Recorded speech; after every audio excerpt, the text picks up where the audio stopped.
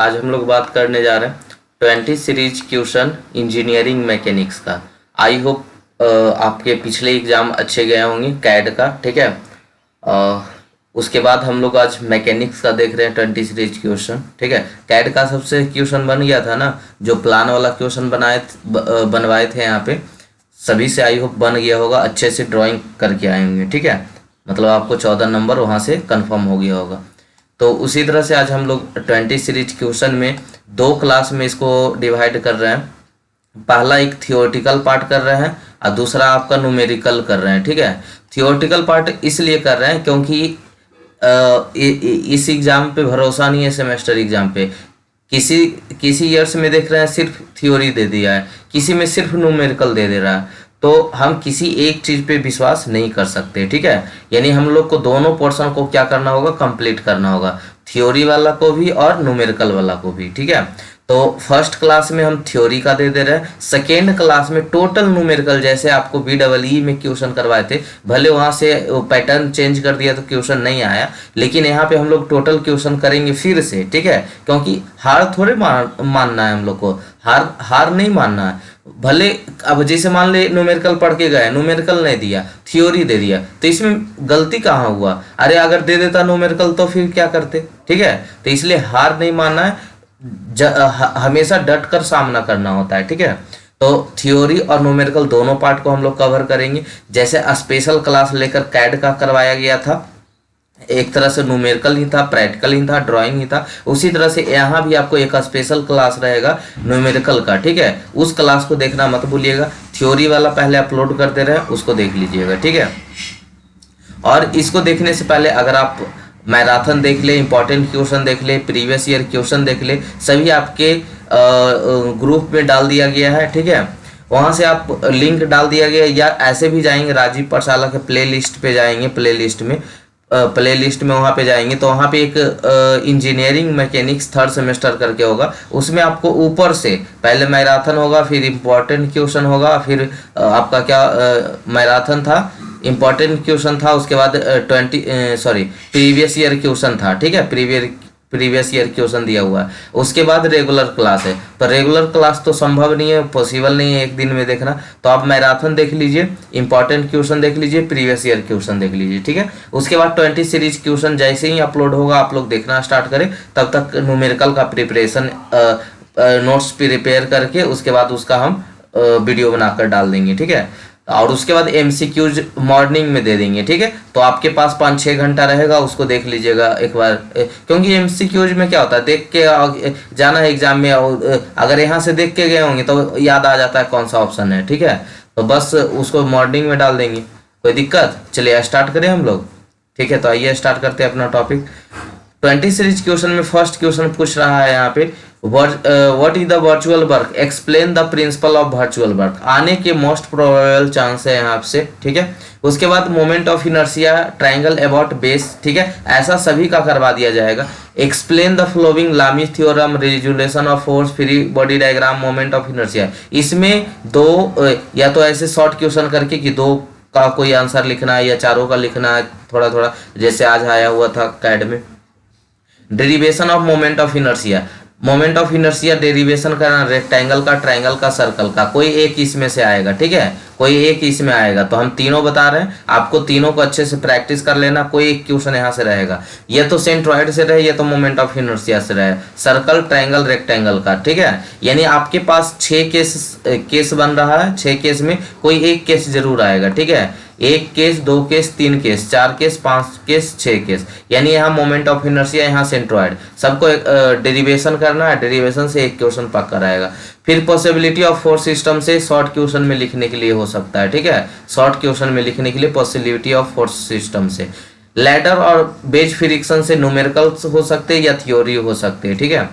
Screw Jack का mechanical advantage, velocity ratio, efficiency, ये पूछा जा सकता है, ठीक है। शॉर्ट नोट्स किसका रहेगा, सेंट्रॉइड रहे, सेंटर ऑफ ग्रेविटी का, मोमेंट ऑफ इनर्शिया का। एक्टिव फोर्स डायग्राम क्या है, ये क्वेश्चन बन सकते हैं आपके। कंजर्वेटिव फोर्स क्या होते हैं, और conservative force is equal to negative gradient of potential energy को आपको प्रूफ करने के लिए बोल सकता है। तो ये क्वेश्चन करवाएंगे आपको अभी। वर्क एनर्जी प्रिंसिपल क्या है, for kinetic potential energy with derivation, derivation के साथ शो करना है वर्क एनर्जी प्रिंसिपल। काइनेटिक देखिए पीछे एक होगा वर्क एनर्जी, ठीक है, ये वर्क एनर्जी प्रिंसिपल को kinetic energy potential energy with derivation पूछ रहा है। इम्पैक्ट, अच्छा इसमें ऐसे करके दे सकता है, इम्पैक्ट पूछ सकता है या लाइन ऑफ इम्पैक्ट पूछ सकता है, जिसमें central non central impact, direct and indirect impact, तो यहाँ से कोई क्वेश्चन बनने के चांसेस हैं, ठीक है। फिर उसके बाद है drive the expression of natural frequency for free torsional vibration. एक क्वेश्चन को इसलिए डालें क्योंकि जितने भी मॉडल सेट आप लोग भेजे थे सब में लगभग में एक क्वेश्चन डाला हुआ है, ठीक है। मतलब जितने ज़्यादा तो नहीं भेजे हैं लेकिन जो भी भेजे हैं उसमें मोस्टली देखे तो फ्री टॉर्सनल वाइब्रेशन का डेरिवेशन है वहाँ पे नेचुरल फ्रीक्वेंसी, तो इसलिए इसको हमको डालना पड़ा, ठीक है। State law of conservation of momentum, एक क्वेश्चन दोनों क्वेश्चन था, ठीक है, जो भेजे होंगे उनको देखिएगा तो आप लोग वाला मॉडल सेट में था, तो ये दोनों क्वेश्चन को अच्छे से देख लीजिएगा थोड़ा सा, ठीक है। उसके बाद 16, 17, 18, 19, 20 आपका क्या है, न्यूमेरिकल बनवाएंगे, यानी यहाँ से रिजल्टेंट ऑफ फोर्स पे बनाएंगे, रेजुलेशन ऑफ फोर्स पे बनाएंगे, जितने भी सिंपली सपोर्टेड है या फिक्स्ड बीम है, ये जो भी बीम रहेगा सभी में यूडीएल यूवीएल केस में आपको क्या करना है, फाइंड सपोर्ट रिएक्शन, ऐसा क्वेश्चन सभी के मॉडल पेपर में डाला हुआ है, ठीक है।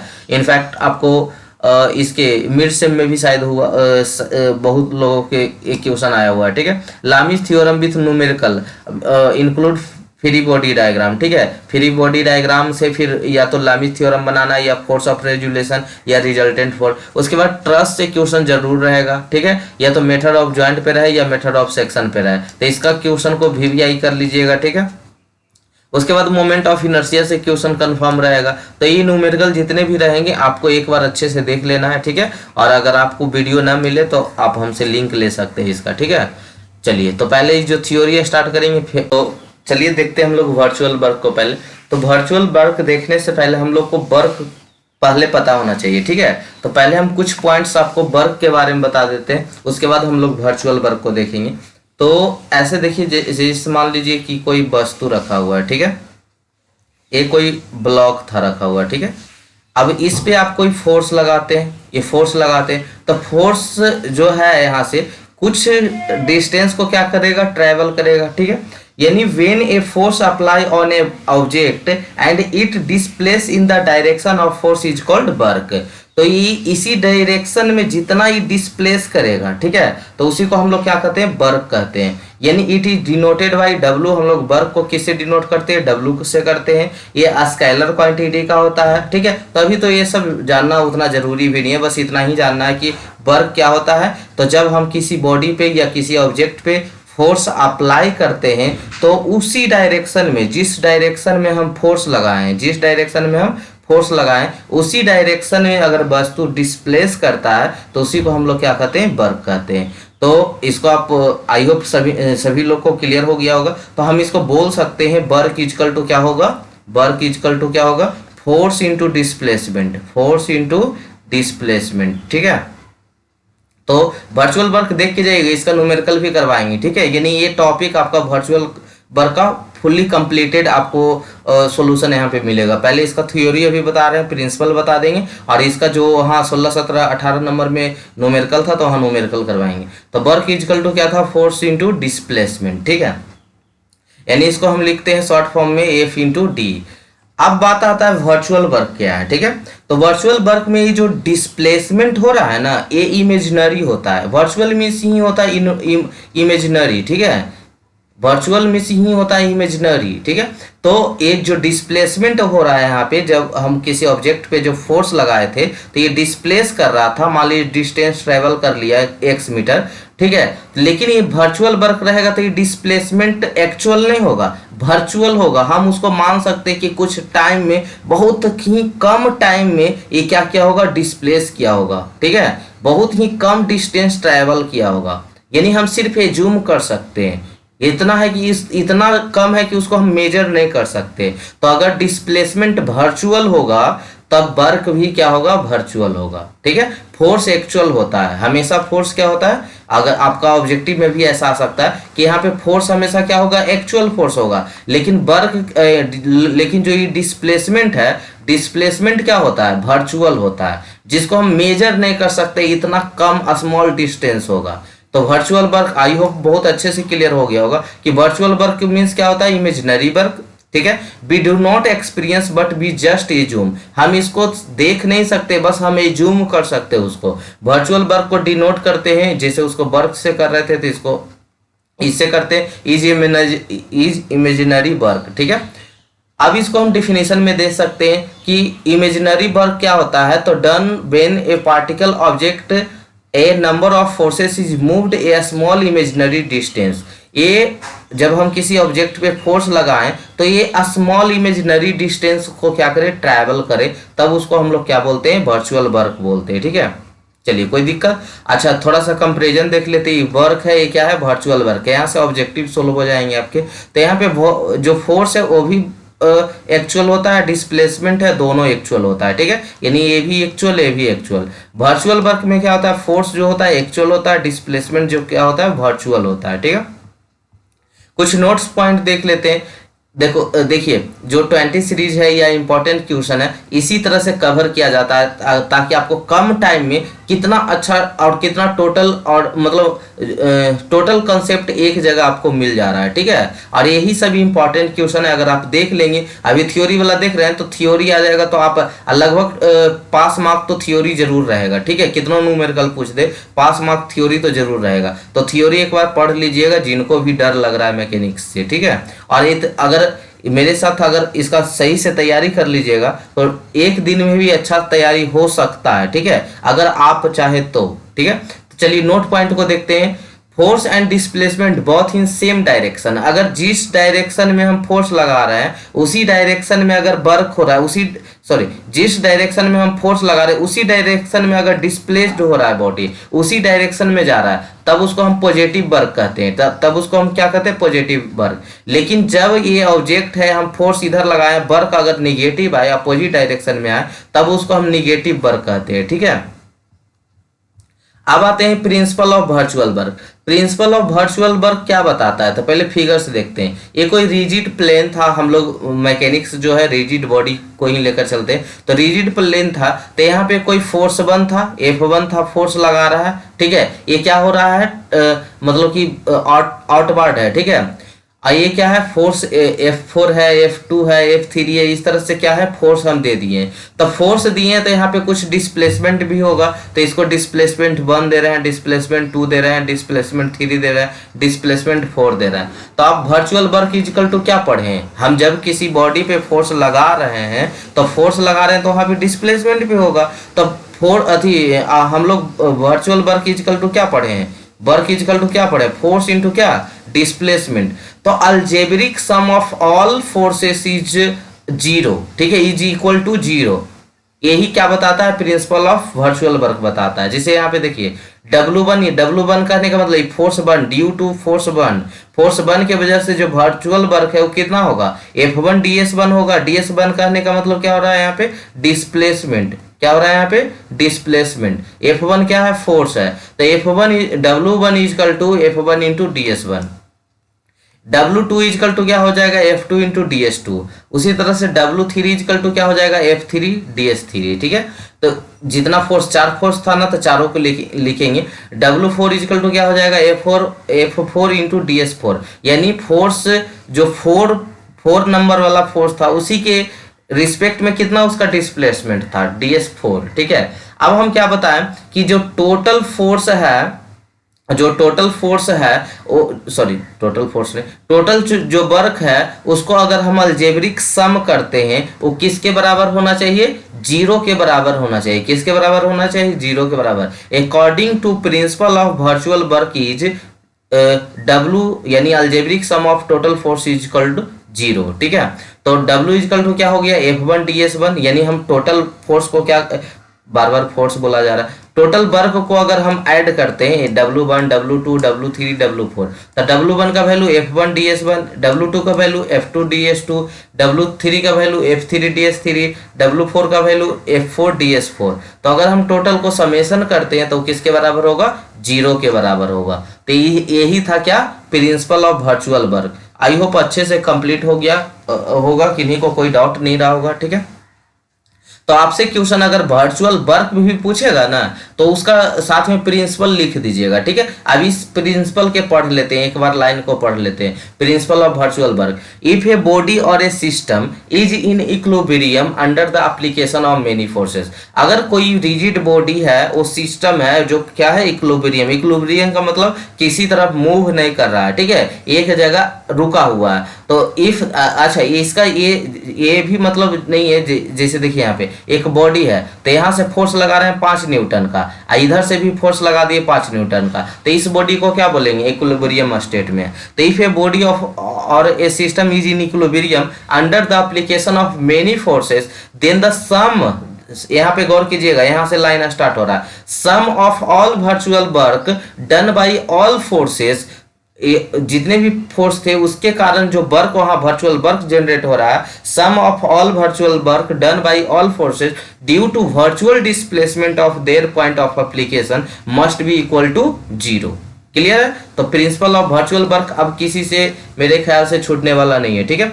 सेकेंड क्वेश्चन की बात करते हैं हम लोग को। सेकेंड क्वेश्चन 20 सीरीज में जो था वो क्या था बाबू, एक सेकेंड, हम तो 20 सीरीज क्वेश्चन निकाल लेते हैं एक बार, ताकि आपको क्वेश्चन को हम बताते चले कि कौन सा क्वेश्चन है। अच्छा, यही क्वेश्चन नंबर 2 में क्या था, derivation of expression for the moment of inertia of A triangle about it's base, ठीक है। तो इसमें क्या बोल रहा है कि मोमेंट ऑफ इनर्शिया को डिराइव करो फॉर ट्रायंगल, और ट्रायंगल में भी किसके किसके रिस्पेक्ट में, तो उसके बेस के रिस्पेक्ट में निकालना है, ठीक है। यानी हम कैसे इसको सोल्व करेंगे, पहले तो एक ट्रायंगल को हम समझते हैं। ये ट्रायंगल है आपका, ठीक है, ये आपका क्या है, बेस है, ये आपका क्या है, बेस है, ये क्या है आपका, हाइट है, ये आपका है हाइट। तो इसमें कोई एक स्ट्रिप काटते हैं, स्ट्रिप मतलब कोई एक सेक्शन लेते हैं, ठीक है, क्योंकि अगर हम जानते हैं कि कोई एक भी सेक्शन का, मान लीजिए इतना दूर का, अगर हम किसी तरह से इसका मोमेंट ऑफ इनर्शिया निकाल ले, ठीक है, उसके बाद इसका क्या करे, इंटीग्रेशन कर दे, ठीक है। इंटीग्रेशन कहां से कहां तक, इस लेवल से, यानी ये 0 से लेकर हाइट h तक, हाइट कहां तक, h तक, अगर हम इसको इंटीग्रेट कर दे लिमिट लगाकर, तो ये पूरा का क्या दे देगा, मोमेंट ऑफ इनर्शिया दे देगा। मतलब हमको बस इतना ही करना है कि ये इस ट्रायंगल में, ध्यान से सुनिएगा, जो पहली बार पढ़ रहे हैं ना उनके लिए एक बार फोकस कर रहे हैं थोड़ा सा, आपको क्या करना है, एक ट्रायंगल बनाना है, ट्रायंगल में एक स्टीरअप लेना है, स्टीरअप का मतलब एक छोटा सा कोई सेक्शन लेना है, पहले इसका मोमेंट ऑफ इनर्शिया निकालना है। इसका अगर मोमेंट ऑफ इनर्शिया निकाल लेते हैं तो उसको इंटीग्रेशन कर दीजिएगा, बहुत ही सिंपल इंटीग्रेशन होता है, कोई हार्ड नहीं होता है, ठीक है। तो उसका इंटीग्रेशन कर दीजिएगा तो टोटल मोमेंट ऑफ इनर्शिया आ जाएगा। यानी आपको हमको सिखाना कितना है, तो बस एक स्टीरअप का कैसे मोमेंट ऑफ इनर्शिया निकालते हैं, एक स्टीरअप का कैसे मोमेंट ऑफ इनर्शिया निकालते हैं, बस उसको सिखाना है। तो सबसे पहले हम जानते हैं कि मोमेंट ऑफ इनर्शिया जो होता है दो तरह के होता है, एक मास मोमेंट ऑफ इनर्शिया होता था, एक एरिया मोमेंट ऑफ इनर्शिया होता था। तो मास मोमेंट ऑफ इनर्शिया क्या होता था, मास इनटू डिस्टेंस का whole square. Area moment of inertia क्या होता था, तो एरिया मोमेंट ऑफ इनर्शिया को हम कैसे लिखते थे, आई से इसको डिनोट करते हैं, सॉरी आई से, तो moment of M R square हो गया। एरिया मोमेंट देखिए आपको समझाते हैं क्योंकि हमको सिखाना है आपको, ठीक है, तो थोड़ा बेसिक से ही इसको ले चलते हैं, मतलब कहाँ से आएगा ना फॉर्मूला उसको बता दे रहे हैं ताकि आपको कंफ्यूजन ना हो, नहीं लगे कि ये कहाँ से आ गया, हम तो इतना दूर सोच नहीं पाएंगे। आपको तो हम बेसिक से सिखा रहे हैं, हमको इसका मोमेंट ऑफ इनर्शिया निकालना है। तो सबसे पहले हम लोग मोमेंट ऑफ इनर्शिया 2 को जानते हैं, अगर नहीं जानते तो अभी सीख लेंगे, ज़्यादा कुछ है नहीं, 1 मिनट का काम है। मोमेंट ऑफ इनर्शिया जो होता है 2 तरह का होता है, हम लोग पढ़े थे फर्स्ट सेमेस्टर में जिस टाइम लाइव पढ़ाते थे, तो वहाँ पे पढ़े थे मास मोमेंट ऑफ इनर्शिया, क्या पढ़े थे, मास मोमेंट ऑफ इनर्शिया, और दूसरा में पढ़े थे एरिया मोमेंट ऑफ इनर्शिया, क्या पढ़े थे, एरिया मोमेंट। तो मास मोमेंट ऑफ इनर्शिया क्या होता है, हम मोमेंट ऑफ इनर्शिया को आई से डिनोट करते हैं, तो मास इनटू और उसका डिस्टेंस का होल स्क्वायर होता है, ठीक है।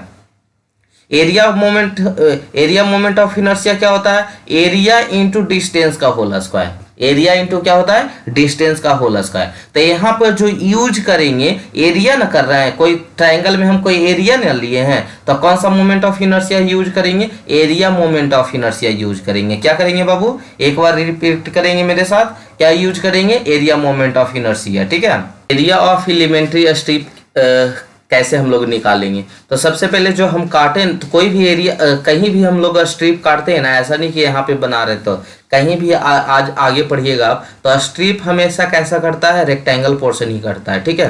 तो स्ट्रिप जो ये कटा है हम ट्रायंगल से एक निकाले हैं, तो उसका लेंथ होगा कुछ, मतलब नीचे से कुछ लेंथ होगा, तो ये लेंथ हो गया, ठीक है।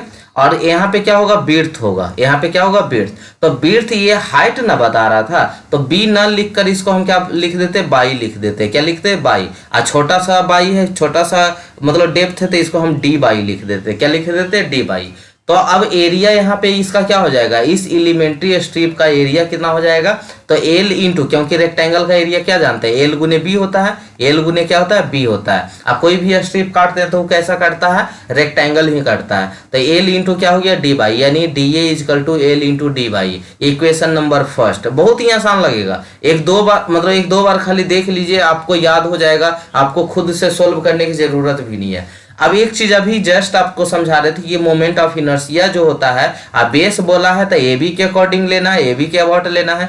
तो बेस जो लेना है किसके अबाउट लेना है, ए बी के अबाउट लेना है। तो मोमेंट ऑफ इनर्शिया अबाउट ए, तो यहाँ पे मोमेंट ऑफ इनर्शिया क्या हो जाएगा आपका, एक second, moment of inertia area into by का स्क्वायर, मतलब एरिया इंटू डिस्टेंस का स्क्वायर। तो एरिया यहाँ पे क्या हो गया, डी ए हो गया। इस स्ट्रिप का एरिया देख लीजिए पहले, इस स्ट्रिप का एरिया आप क्या निकाले, तो इस स्ट्रिप का एरिया डी ए निकाले, जिसका वैल्यू एल इंटू क्या आया, डी बाई आया, इंटू डिस्टेंस का स्क्वायर। तो यहाँ डिस्टेंस हम क्या लिए हैं, बाई कंसीडर किए हैं, तो इसी का क्या हो जाएगा, स्क्वायर हो जाएगा, यानी by square into L into D by, ठीक है। तो यहाँ तो मोमेंट ऑफ इनर्शिया निकाल लिए। अब थोड़ा सा बात समझने वाला आता है, सिमिलर ट्रायंगल का प्रॉपर्टी आप लोग जानते हैं, सिमिलर ट्रायंगल प्रॉपर्टी आप लोग जानते हैं, तो बहुत आसान हो जाएगा आपके लिए समझना। तो सिमिलर ट्रायंगल प्रॉपर्टी में क्या होता था कि अगर हम ट्रायंगल ओ ए बी, यानी ओ ए बी, ये एक ट्रायंगल दो, क्योंकि हम स्टीरअप बांटे तो ये दो पार्ट में डिवाइड हो गया, एक ऊपर वाला ट्रायंगल, एक बड़ा वाला ट्रायंगल हो गया, ठीक है। तो उसका प्रॉपर्टी क्या होता है सिमिलर ट्रायंगल का, कि अगर हम रेशियो ले रहे हैं, जैसे इसका रेशियो ले रहे हैं, तो ये किसके हाइट के मतलब सिमिलर ट्रायंगल प्रॉपर्टी एक होता था ना, ऐसे पढ़े होंगे। तो यहाँ पे क्या होता है, O A B, triangle O A B हो गया। तो अगर हम इस एरिया एल ले रहे हैं, तो बटा क्या हो जाएगा, एच माइनस बाई, मतलब ये डिस्टेंस आपका हो जाएगा, टोटल एच है और उसमें से बाई को घटा दीजिए, तो एल बटा क्या हो जाएगा, एच माइनस बाई। उसी तरह से बी लेंगे तो टोटल हाइट कितना हो जाएगा, इसका एच होगा, तो बी बटा एच। मतलब देखिए इस तरह से इसको थोड़ा सा और समझा देते हैं। देखिए यहाँ पे अगर हम सिमिलर ट्रायंगल प्रॉपर्टी बताता है कि अगर ए वाला डिस्टेंस ले रहे हैं, ए बी ले रहे हैं, ए बी डिस्टेंस ले रहे हैं, तो आपको किसका हाइट मालूम होना चाहिए, ये वाला हाइट मालूम होना चाहिए। तो ये हाइट कितना हो गया, तो टोटल एच है, ये बाई को घटा देंगे, तो एल बटा एच माइनस बाई। अगर हम इस बी को लेते हैं, कैपिटल नहीं, बड़े वाला अगर हम ट्रायंगल में चलते हैं, तो बी बटा टोटल एच कितना हो जाएगा, एच हो जाएगा, ठीक है। टोटल हाइट कितना हो जाएगा, एच हो जाएगा। तो एल बटा H minus by equal to B बटा एच। तो यहाँ से एल का वैल्यू निकाल दीजिए, क्योंकि हमको एल का वैल्यू यहाँ से चाहिए, तो इसलिए हम कर रहे थे कि एल का वैल्यू कितना होगा। तो एल का वैल्यू कितना हो जाएगा, तो क्रॉस मल्टीप्लीकेशन कर दीजिए, तो B into H minus by, अब बटा नीचे में क्या था, एच था, तो B into H minus by. अब इसको आप एच से डिवाइड कर देते हैं अगर, तो एच से एच को डिवाइड करेंगे तो 1 हो जाएगा, बाई को एच से डिवाइड करेंगे तो बाई अपॉन एच हो जाएगा, यानी B into 1 minus by upon H. बस कुछ नहीं करना है, एल के जगह पुट कर दीजिए, इसके बाद इंटीग्रेशन स्टार्ट कर दीजिए, बन गया, आपका सॉल्यूशन हो गया। यानी हमको सिंपल सा काम क्या करना था कि एक स्टीरअप काटना था और उस स्टीरअप को एरिया मोमेंट ऑफ इनर्शिया पे पुट करना है और उसका वैल्यू सिमिलर ट्रायंगल प्रॉपर्टी से निकाल के रख देना, इंटीग्रेशन कर देना, हो गया, ठीक है। तो B into 1 minus by upon H into by square D by. अब इसका होल बॉडी के लिए हम कहां से कहां तक चलेंगे, क्योंकि हमको ये ट्रायंगल होता है जहां से 0 से हाइट एच हाइट तक है, ठीक है। तो अगर हम एक स्टीरअप का निकालते हैं, तो कोई स्टीरअप की निकाले, इसको हमको पूरा करने के लिए 0 से एच तक क्या कर देना होगा, इंटीग्रेट कर देना होगा। इंटीग्रेशन मतलब होता है सभी का समेशन, सभी का जोड़, ठीक है। इरेगुलर शेप के लिए यूज किया जाता है इंटीग्रेशन का। तो b into by square minus by Q upon H, क्योंकि हम यहाँ पे 22 अगर बाई स्क्वायर से मल्टीप्लाई कर देते हैं, बाई स्क्वायर इंटू 1 तो बाई स्क्वायर हो जाएगा, by square into by Q upon H into D by. अब इसका आप क्या कर दीजिए, आप इंटीग्रेशन कर दीजिए, तो बी तो कांस्टेंट है बाहर हो जाएगा, बाई स्क्वायर का क्या हो जाएगा बाई क्यू अपन, बहुत आसान इंटीग्रेशन रहेगा, बाई क्यू का क्या हो जाएगा बाई के पावर 4 और नीचे में जितना इंटीग्रेशन जैसे एक्स स्क्वायर है तो इसका इंटीग्रेशन क्या होगा एक्स क्यू बटा 3, ठीक है। तो बाई के पावर 4 बटा 4h और कितना 0 से h इसका लिमिट था। बस अब लिमिट पुट कर दीजिए, तो h पुट करेंगे तो कहाँ बाई के जगह h पुट करेंगे तो एच क्यू बटा 3 हो जाएगा, h के पावर 4 बटा 4h हो जाएगा, और 0 पुट करेंगे तो ये टोटल क्या हो जाएगा 0 हो जाएगा, ठीक है। तो h से h एगो कट गया, बचा कितना आपका b इंटू एच क्यू अपन 3 माइनस एच क्यू अपन 4 और 3 कैल्शियम ले लिए 12 आ गया, 3 चौका 12, 4h Q minus 3h Q. अब 4 में से एक गया कितना बचेगा एच क्यू बचेगा, अब b क्या है मल्टीपल है, b गुने एच क्यू बटा 12 हो गया बी एच क्यू बाई 12, ठीक है। तो बेस के अबाउट कितना आ गया बी एच क्यू बाई 12 आ गया। अब हम देख लेते हैं अगर एक्स एक्सिस के अबाउट पूछ दे और वाई एक्सिस के अबाउट पूछ दे तब कैसे निकालते हैं। तो अगर एक्स एक्सिस के अबाउट पूछे या वाई एक्सिस के तो पहले आपको बेस के अबाउट निकालना ही पड़ेगा। तो ये यहाँ तक करने के बाद अगर एक्स एक्सिस के अबाउट पूछ रहा है ना तो base moment of inertia about to base, ठीक है, is equal to moment of inertia X axis plus area into distance का होल स्क्वायर। तो ये यहाँ से हमको क्या निकालना है आई एक्स एक्स का वैल्यू निकालना है ना, यानी moment of inertia about to X X axis equal to क्या हो जाएगा एन प्लस में ए डिस्टेंस का होल स्क्वायर, तो इधर माइनस में यानी moment of inertia about to base minus area into distance का होल स्क्वायर। तो बेस का तो पता है बी एच क्यू वाई 12 अभी जस्ट निकाले, एरिया भी पता है कि एरिया ट्रायंगल का क्या होता है बी इंटू एच होता है, तो बी एच वाई 2 हो गया। अब डिस्टेंस हम कैसे निकालते हैं, तो एक्स एक्सिस के अबाउट बोला है ना, एक्स एक्सिस के अबाउट, तो एक्स एक्सिस के अबाउट सेंट्रॉइड यहाँ सेंटर इसमें कहाँ होता है ट्रायंगल में पढ़ाए होंगे, सेंट्रॉइड अगर पढ़े होंगे मैराथन तो वहां पे पढ़ा रहे थे कि नीचे से h बटा 3 पे होता है, कहां से होता है बेस से h बटा 3 पे होता है, अपेक्स से 2h बाई 3 पे होता है, कहां से होता है ऊपर से 2h बाई 3 पे नीचे h बाई 3 पे। तो इसका डिस्टेंस कितना हो गया x एक्सिस से, तो h बटा 3 हो गया यानी h बटा 3 का होल स्क्वायर। इसी के कैलकुलेशन कीजिए तो x एक्सिस के अबाउट बी एच के वाई 36 आ जाएगा। उसी तरह से बाई एक्सिस के अबाउट निकाले तो उसका एच बी क्यू बटा 36 हो जाएगा, ठीक है। आई एक्स एक्स के अबाउट अगर निकाले हम उसको कैलकुलेशन कर लीजिएगा ना, तो बी एच क्यू बाई 36 हो गया। अगर आई बाई के अबाउट निकालेंगे तो एच बी क्यू बटा कितना हो जाएगा 36 हो जाएगा। तो देखिए आई होप क्लियर हो गया होगा, किन्हीं को दिक्कत नहीं, एच स्क्वायर बटा 9 था, बी एच अपॉन 2 था, इसको कैलकुलेशन कर लीजिएगा, ठीक है, गुना भागा आ जाएगा आंसर आपका। अब आते हैं क्वेश्चन नंबर 3 में क्या था। जो 20 सीरीज क्वेश्चन दिए थे उसमें क्वेश्चन नंबर 3 में पूछा हुआ था explain the flowing Lami's theorem, resolution of force, free body diagram, moment of a force, ठीक है। तो सबसे पहले हम लोग लामीज थ्योरम को डिस्कस करते हैं। लामीज थ्योरम बहुत ही अच्छा टॉपिक है, यहाँ से हम लोग को क्वेश्चन भी बन सकता है। अच्छा ये जरूरी नहीं है कि लामीज थ्योरम लिखा रहे वहां पे, कोई जरूरी नहीं है कि लामीज थ्योरम लिखा ही रहे। अगर इस टाइप से कोई अगर आपको दे दिया गया है, इस टाइप से देखे होंगे प्रॉब्लम मिला होगा आपको, इस टाइप से प्रॉब्लम रहता, इसको भी हम लामीज थ्योरम से सोल्व कर सकते हैं। तो जरूरी नहीं है कि लामीज थ्योरम लिख कर ही, ये एक प्रिंसिपल है जिसका हम यूज कर सकते हैं, एक मेथड है जिसका हम यूज कर सकते हैं इस टाइप का न्यूमेरिकल बनाने में। देखे होंगे सभी के कॉलेज में लगभग ऐसा क्वेश्चन आया होगा, ठीक है, एग्जाम में, ठीक है, मिड सेम वाला में या एक्सटर्नल इंटरनल में। तो इसको भी हम सोल्व कर सकते हैं किसके हेल्प से, लामीज थ्योरम के हेल्प से। तो इसलिए लामीज थ्योरम एक अच्छा टॉपिक होता है, ठीक है, भले आप लोग पढ़ते हैं कुछ हो समझते कुछ हो। तो लामीज थ्योरम को समझते क्या होता है, तो पहले तो हमको पॉसिबिलिटी ऑफ फोर्स अगर पढ़े होंगे तो वहां पे नन कंकरेंट, कोप्लेनर कंकरेंट और non collinear forces, collinear forces, concurrent force system, सभी चीज के बारे में बताया गया होगा। एक बार हम लोग फिर से डिस्कस करेंगे। पॉसिबिलिटी ऑफ फोर्सेस दिया हुआ था ना आपका 20 सीरीज क्वेश्चन में, क्वेश्चन नंबर 6 में था, ठीक है। तो वहां पे हम लोग फिर से डिस्कस करेंगे। बस यहाँ एक बार वर्ड में बता रहे हैं कि if the three coplanar concurrent and non-collinear forces are holding a body in equilibrium, then each force is directly proportional to sine angle between two remains force। यहाँ पे बोल रहा है कि 3 क्या होना चाहिए, 3 से कम नहीं 3 से ज्यादा नहीं। अगर तीन ही फोर्स रहेगा, लामीज थ्योरम में कितना फोर्स पे काम करेगा, तीन फोर्स पे। वो फोर्स कैसा होना चाहिए, कनकरेंट होना चाहिए। कनकरेंट का मतलब एक ही पॉइंट से आ रहा हो, एक ही पॉइंट से क्या कर रहा हो, जा रहा हो, ठीक है, उसी को हम लोग बोलते हैं कनकरेंट फोर्स। नन कोलिनियर होना चाहिए। कोलिनियर मतलब क्या होता है, तीनों फोर्स एक ही पे हो जाता तो क्या हो जाता है, कोलिनियर हो जाता, लेकिन एक ही पे है नहीं, अलग अलग फोर्स है। तो इसी को हम इसी जब इतना कंडीशन सेटिस्फाई करेगा तब वहां पे लामीज थ्योरम अप्लाई होगा। यानी फिर से सुनिएगा, लामीज थ्योरम कहां अप्लाई होगा, जहां पे तीन फोर्स हो, कनकरेंट हो। कनकरेंट का मतलब एक ही पॉइंट से तीनों फोर्स जा रहा हो, ठीक है, तो उसको कनकरेंट कहते हैं। नन कोलिनियर होना चाहिए। नन कोलिनियर, अगर कोलिनियर लिखा रहता मतलब सब एक ही लाइन पे होना चाहिए, तो एक लाइन पे है नहीं है, इसका मतलब क्या है, non collinear force are holding a body in equilibrium then each force is directly proportional to sine angle.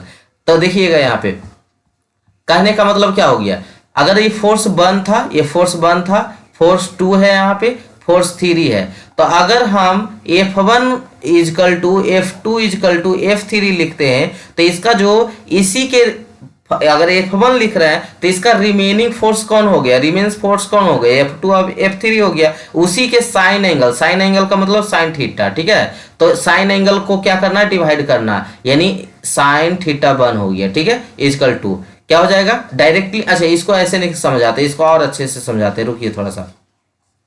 जो इसका क्या बोला, डायरेक्टली पर जो फोर्स आप लेना चाह रहे हैं, जिस फोर्स को आप कंसीडर करना चाह रहे हैं, F1 है, जिस फोर्स को कंसीडर करना चाहते हैं वो किसका होता है, directly proportional of sine theta one के बराबर होता है, मतलब इसी के सामने वाला एंगल के बराबर होता है, ठीक है। तो हम प्रोपोर्शनलिटी हटाएंगे तो क्या आएगा, कोई कांस्टेंट आएगा जिसको हम साइन थीटा वन लिख देते हैं। फिर उसी तरह से अगर हम F2 को लिखने जाए तो F2 क्या हो जाएगा, directly proportional to sine theta two हो जाएगा। अगर यहां से हम F2 को लें तो और प्रोपोर्शनलिटी को हटाएं तो क्या हो जाएगा, x के साइन थीटा टू हो जाएगा। उसी तरह से क्या हो जाएगा, F3 के लिए लिखे तो के साइन थीटा थ्री हो जाएगा। तो यहां से अगर हम k का वैल्यू निकालना चाहें फर्स्ट फिगर से k का वैल्यू, तो k का वैल्यू क्या हो जाएगा, f बटा साइन थीटा वन, f बटा साइन थीटा वन। उसी तरह से यहाँ से अगर हम k का वैल्यू निकाले तो क्या हो जाएगा, f2, यहाँ f1, f2 बटा क्या हो जाएगा, साइन थीटा टू हो जाएगा। उसी तरह से हम यहाँ पे k का वैल्यू निकाल लेते क्या हो जाएगा,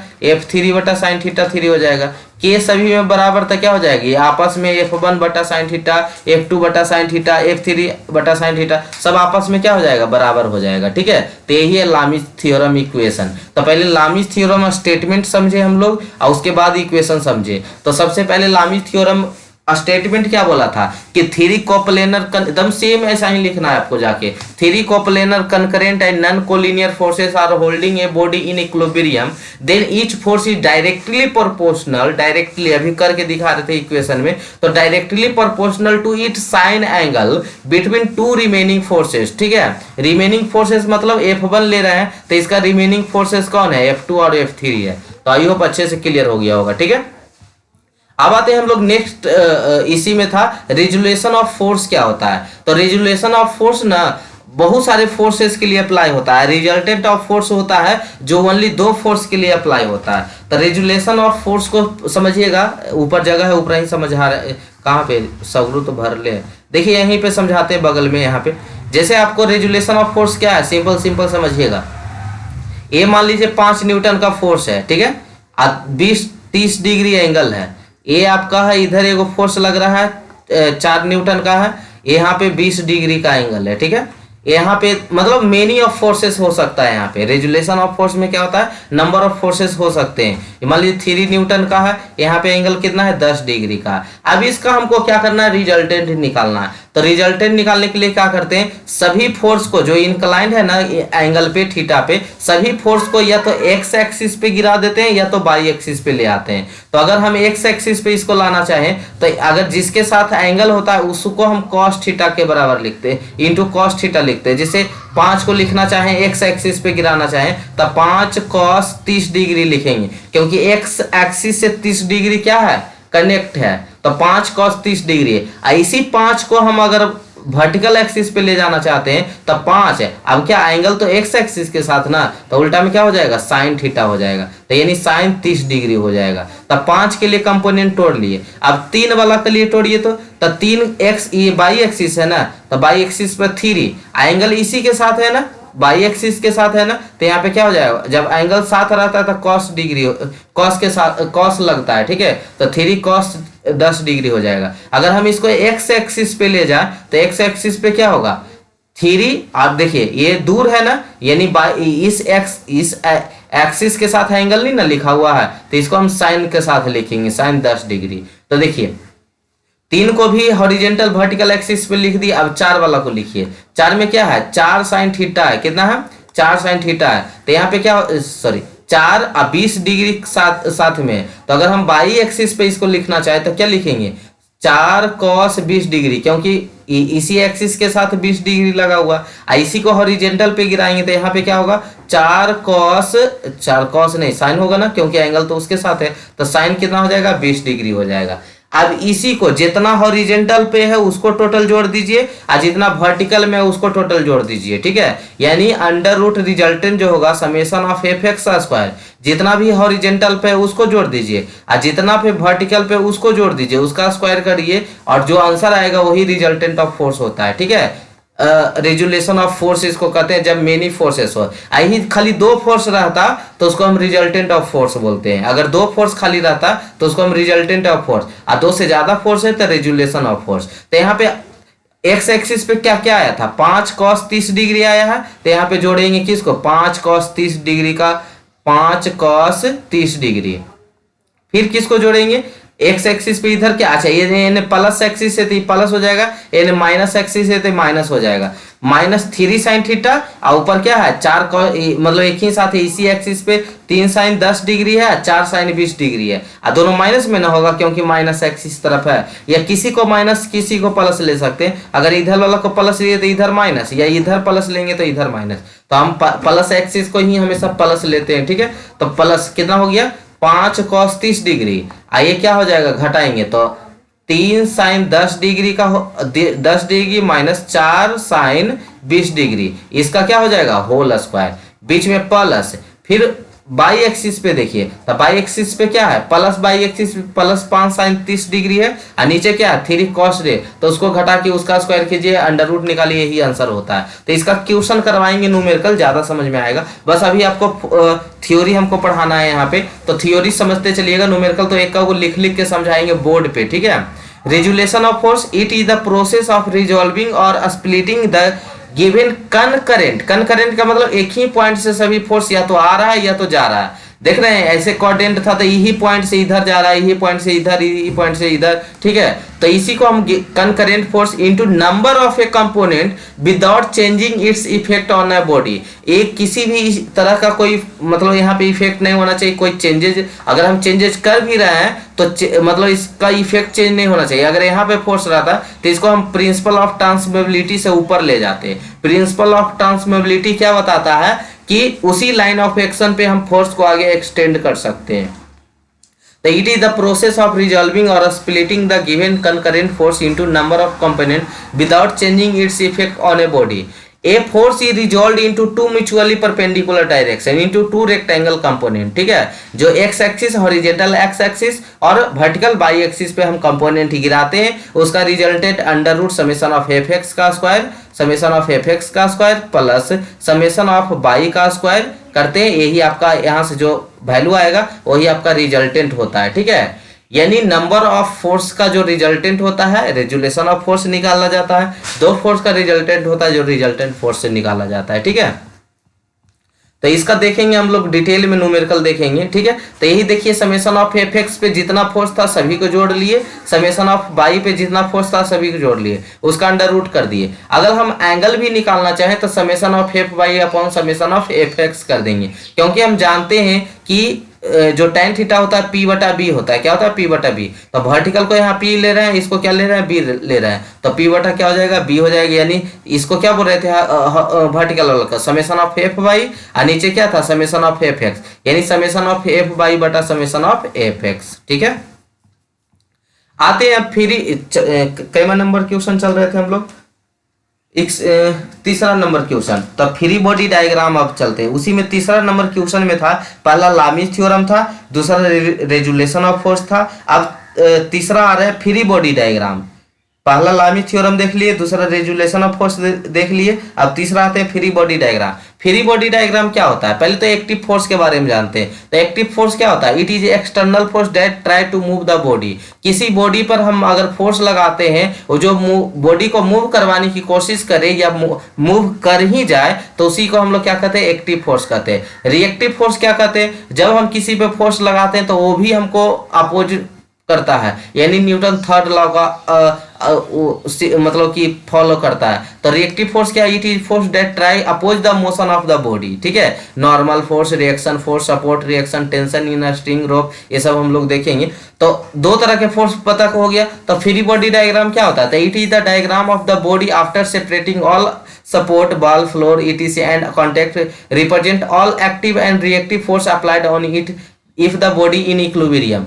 ये बोल रहा है फ्री बॉडी डायग्राम कि अगर कोई बॉडी रखा हुआ है, जिसे देखिए जमीन पे रखा हुआ है, मान लीजिए दीवार से भी सटा रहता है, तो जितने भी फ्लोर और वर्टिकल बाल है सभी को हटाइए। पहले हटाने के बाद इस पे एक्टिव फोर्स और रिएक्टिव फोर्स को दर्शा दीजिए, वही आपका क्या होगा? फ्री बॉडी डायग्राम होगा। यानी इस बॉडी का हम फ्री बॉडी डायग्राम बताना चाहे तो ये बॉडी को एक पॉइंट में सबसे पहले कंसीडर करते हैं। फ्री बॉडी डायग्राम बनाने के लिए उस पूरे बॉडी को हम पॉइंट में कंसीडर करते हैं।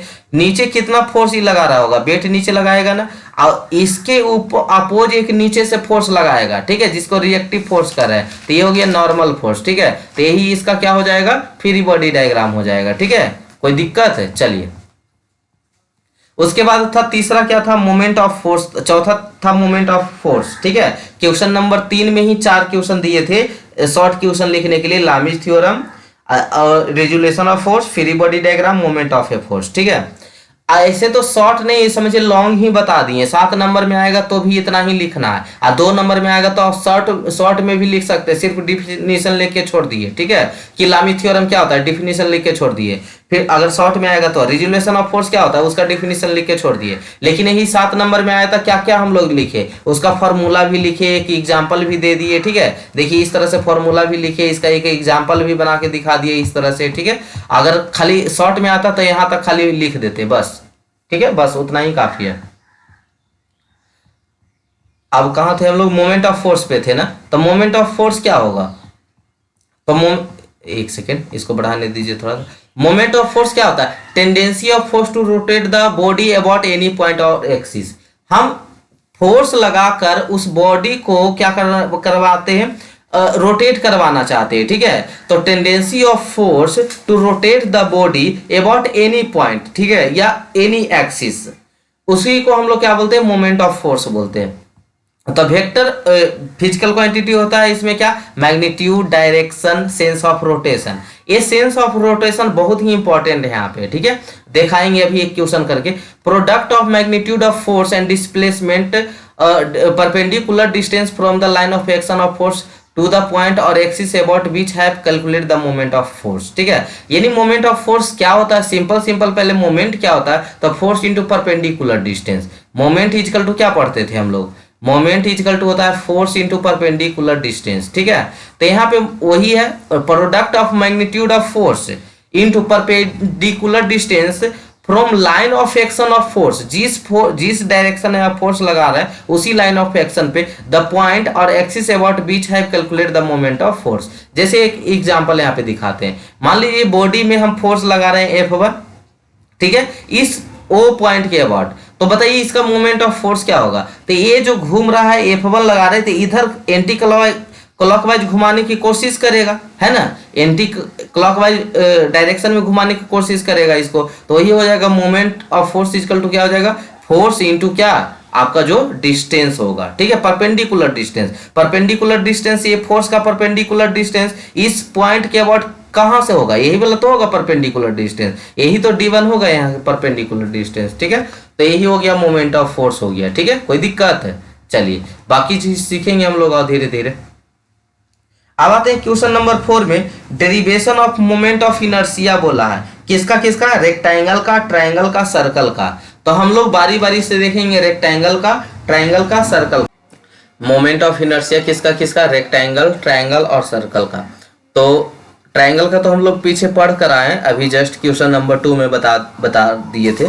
तो अब रेक्टेंगल सर्कल का देख रहे, जिसमें पहले सबसे पहले रेक्टेंगल का आते हैं। तो ये थ्योरी बोल रहा है कि मतलब कैसे कैसे हम लोग निकालेंगे, determine the moment of inertia for a rectangle as moment of inertia is dependent on where the axis is located. We will set the origin of the axis at the centroid of a rectangle। मतलब ये बता रहा है कि कहाँ पे centroid होगा, कैसे निकालेंगे हम लोग। तो हम ऐसे सेंट्रॉइड जानते हैं कि रेक्टेंगल जो होता है h/2 पे b/2 पे होता है, यानी जो हाइट है उसका आधा कर दीजिए, यानी हाइट का आधा यहाँ पे हो गया और विड्थ का आधा, यानी यहीं पे इसका क्या होता है, सेंट्रॉइड होता है। ठीक है, किसके लिए, फॉर रेक्टेंगल।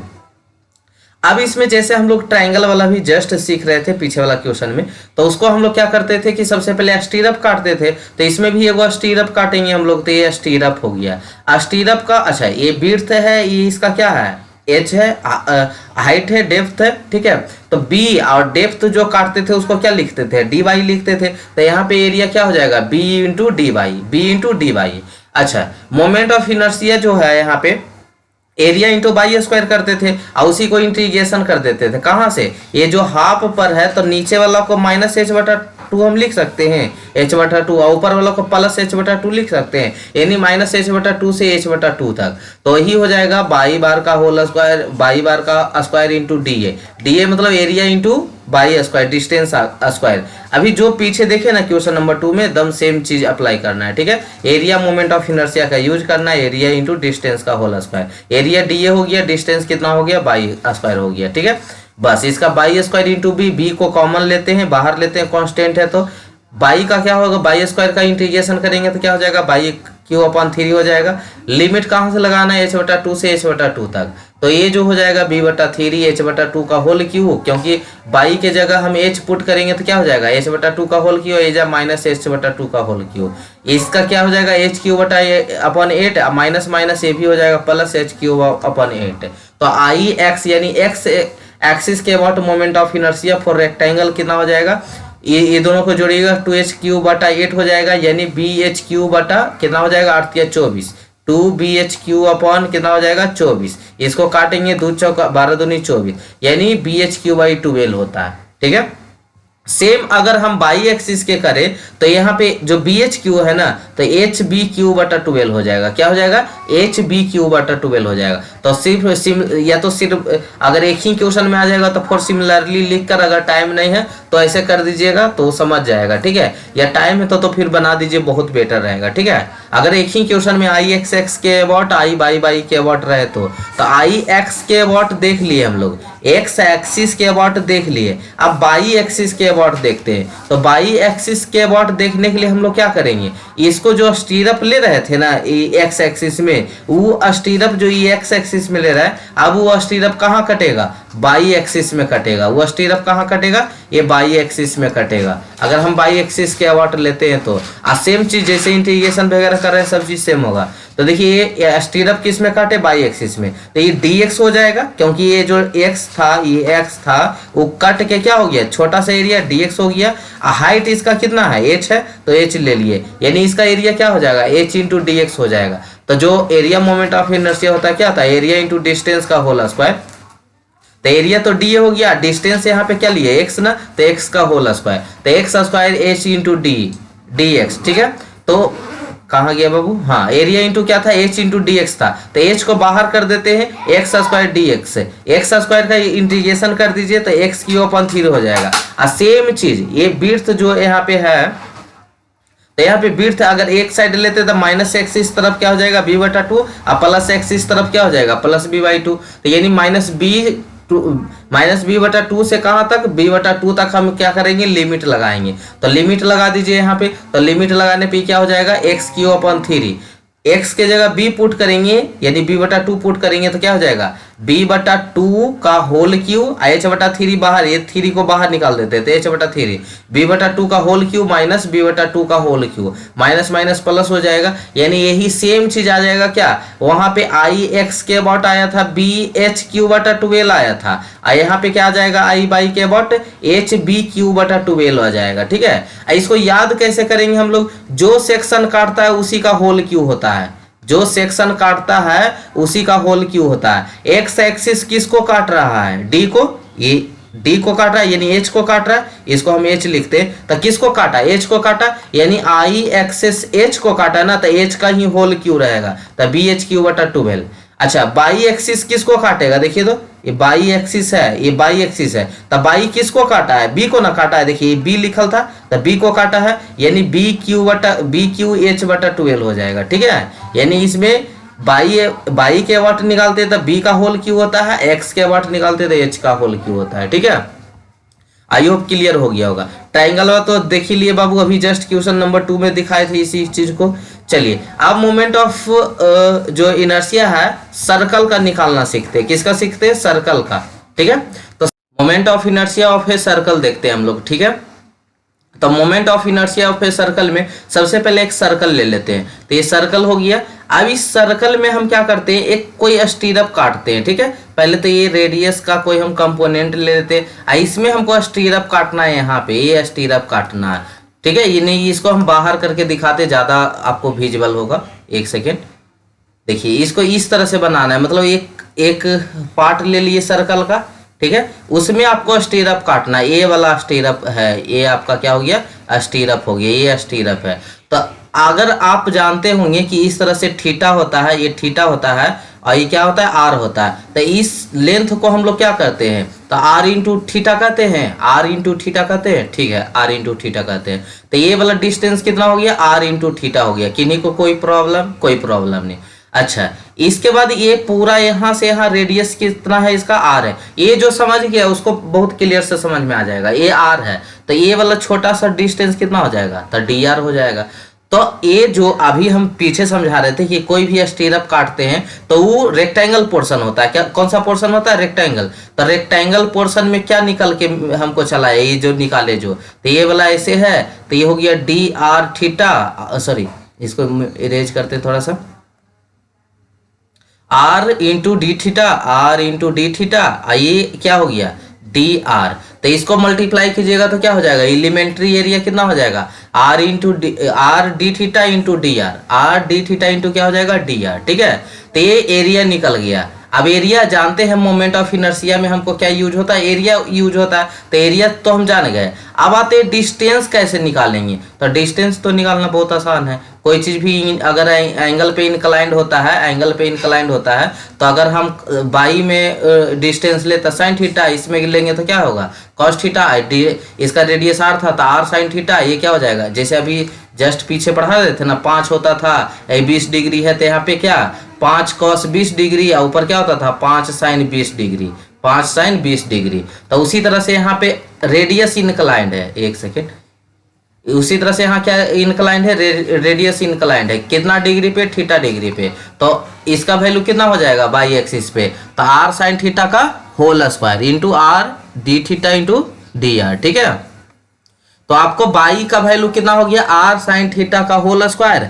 एरिया का वैल्यू कितना था? एलिमेंट्री एरिया का value are D theta into D are. सभी को गुना कीजिए, गुना करने के बाद ये दो फंक्शन में आ जाएगा, डी थीटा डी आर। ठीक है, तो अब जो इंटीग्रेशन इसको करना है ना, इसको दोनों के रिस्पेक्ट में करना है, क्योंकि फंक्शन मेरा थीटा के रिस्पेक्ट में और रेडियस के रिस्पेक्ट में है। तो रेडियस वाला तो 0 से r हो गया, क्योंकि 0 से रेडियस कहाँ से कहाँ तक हो सकता है? एक रेडियस r हो सकता है, लेकिन एंगल कितना तक हो सकता है? थीटा।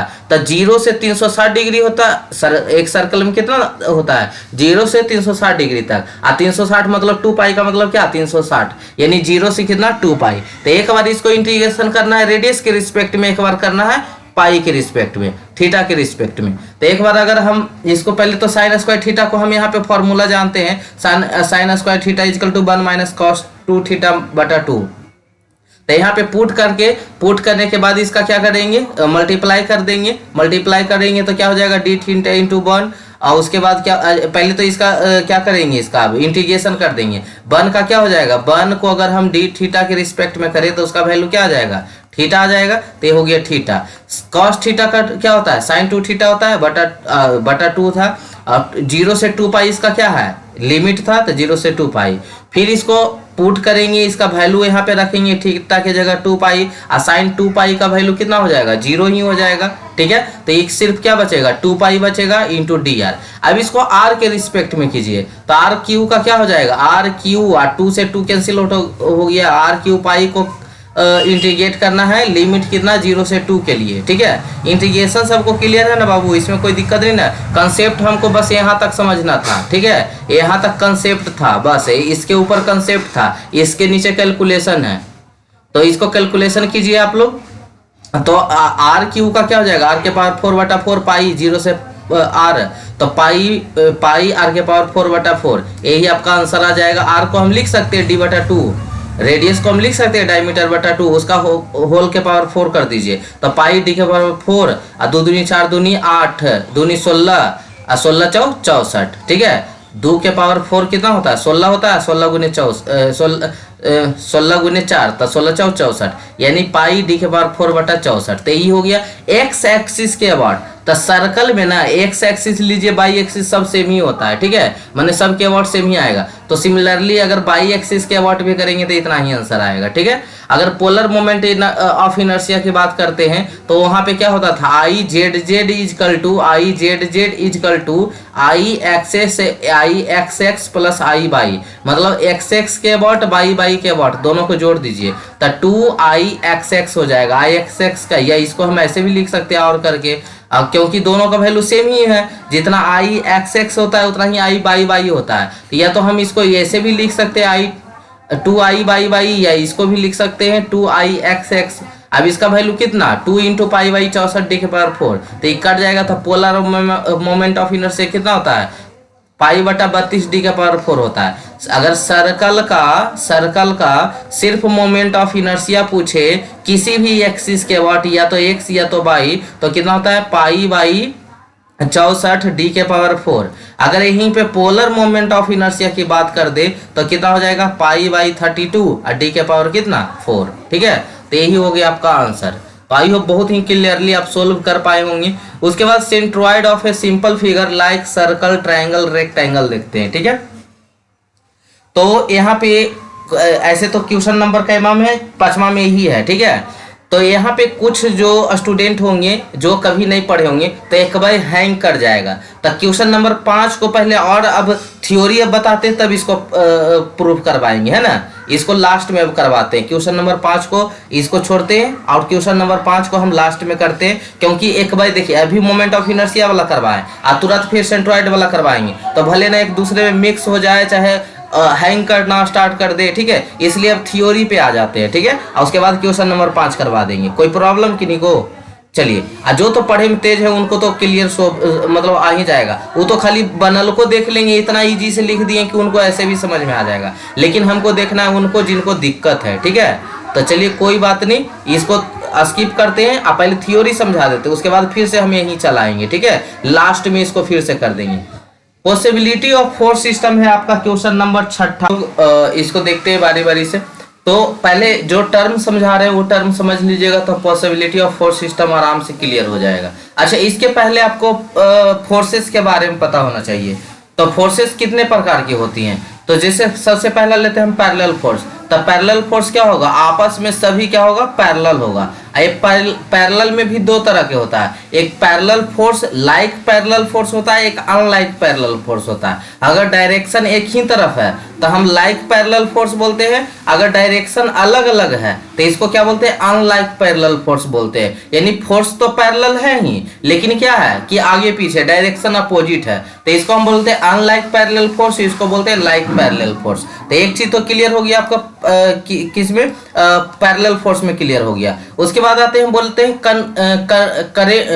कंकरेंट फोर्स क्या है। तो कंकरेंट फोर्स मतलब होता है एक ही पॉइंट से सभी फोर्स जाए, एक ही पॉइंट से या तो फोर्स जाए या तो आए, मतलब एक ही पॉइंट पे सभी फोर्स एक्ट होना चाहिए, तो उसको कंकरेंट कहते हैं। अगर एक ही पॉइंट पे नहीं हुआ तो उसको क्या बोलेंगे, नॉन कंकरेंट बोलेंगे। एगो फोर्स यहाँ आया, एगो फोर्स यहाँ से चला गया, एगो फोर्स इधर जा रहा है, मतलब देखिए एक पॉइंट पे है कोई तो नहीं है, तो इसको बोलते हैं नॉन कंकरेंट फोर्स, इसको क्या बोलते हैं, कंकरेंट फोर्स। अगर मैराथन देखे होंगे तो वहां पे बहुत अच्छे से डिस्कस किए होंगे इसको। ठीक है, उसके बाद क्या होता है, ये हो गया कोलिनियर फोर्स क्या होता है, तो एक ही लाइन पर अगर सब फोर्स रहे तो उसको क्या बोलते हैं, कोलिनियर बोलते हैं। जैसे F1 भी है, F2 भी है, F3 भी है, ठीक है। अगर नन कोलिनियर क्या हो जाएगा, एगो फोर्स इधर है, एगो फोर्स इधर है, एगो फोर्स इधर है, तो ये क्या हो जाएगा, नन कोलिनियर हो जाएगा। तो आई होप इतना फोर्स क्लियर था। उसके बाद आते हैं यहाँ पे समझते हैं, दूसरा चीज समझते हैं कि कोप्लेनर 2D बोलेगा, 2D बोलेगा मतलब उसको कोप्लेनर बोलते हैं।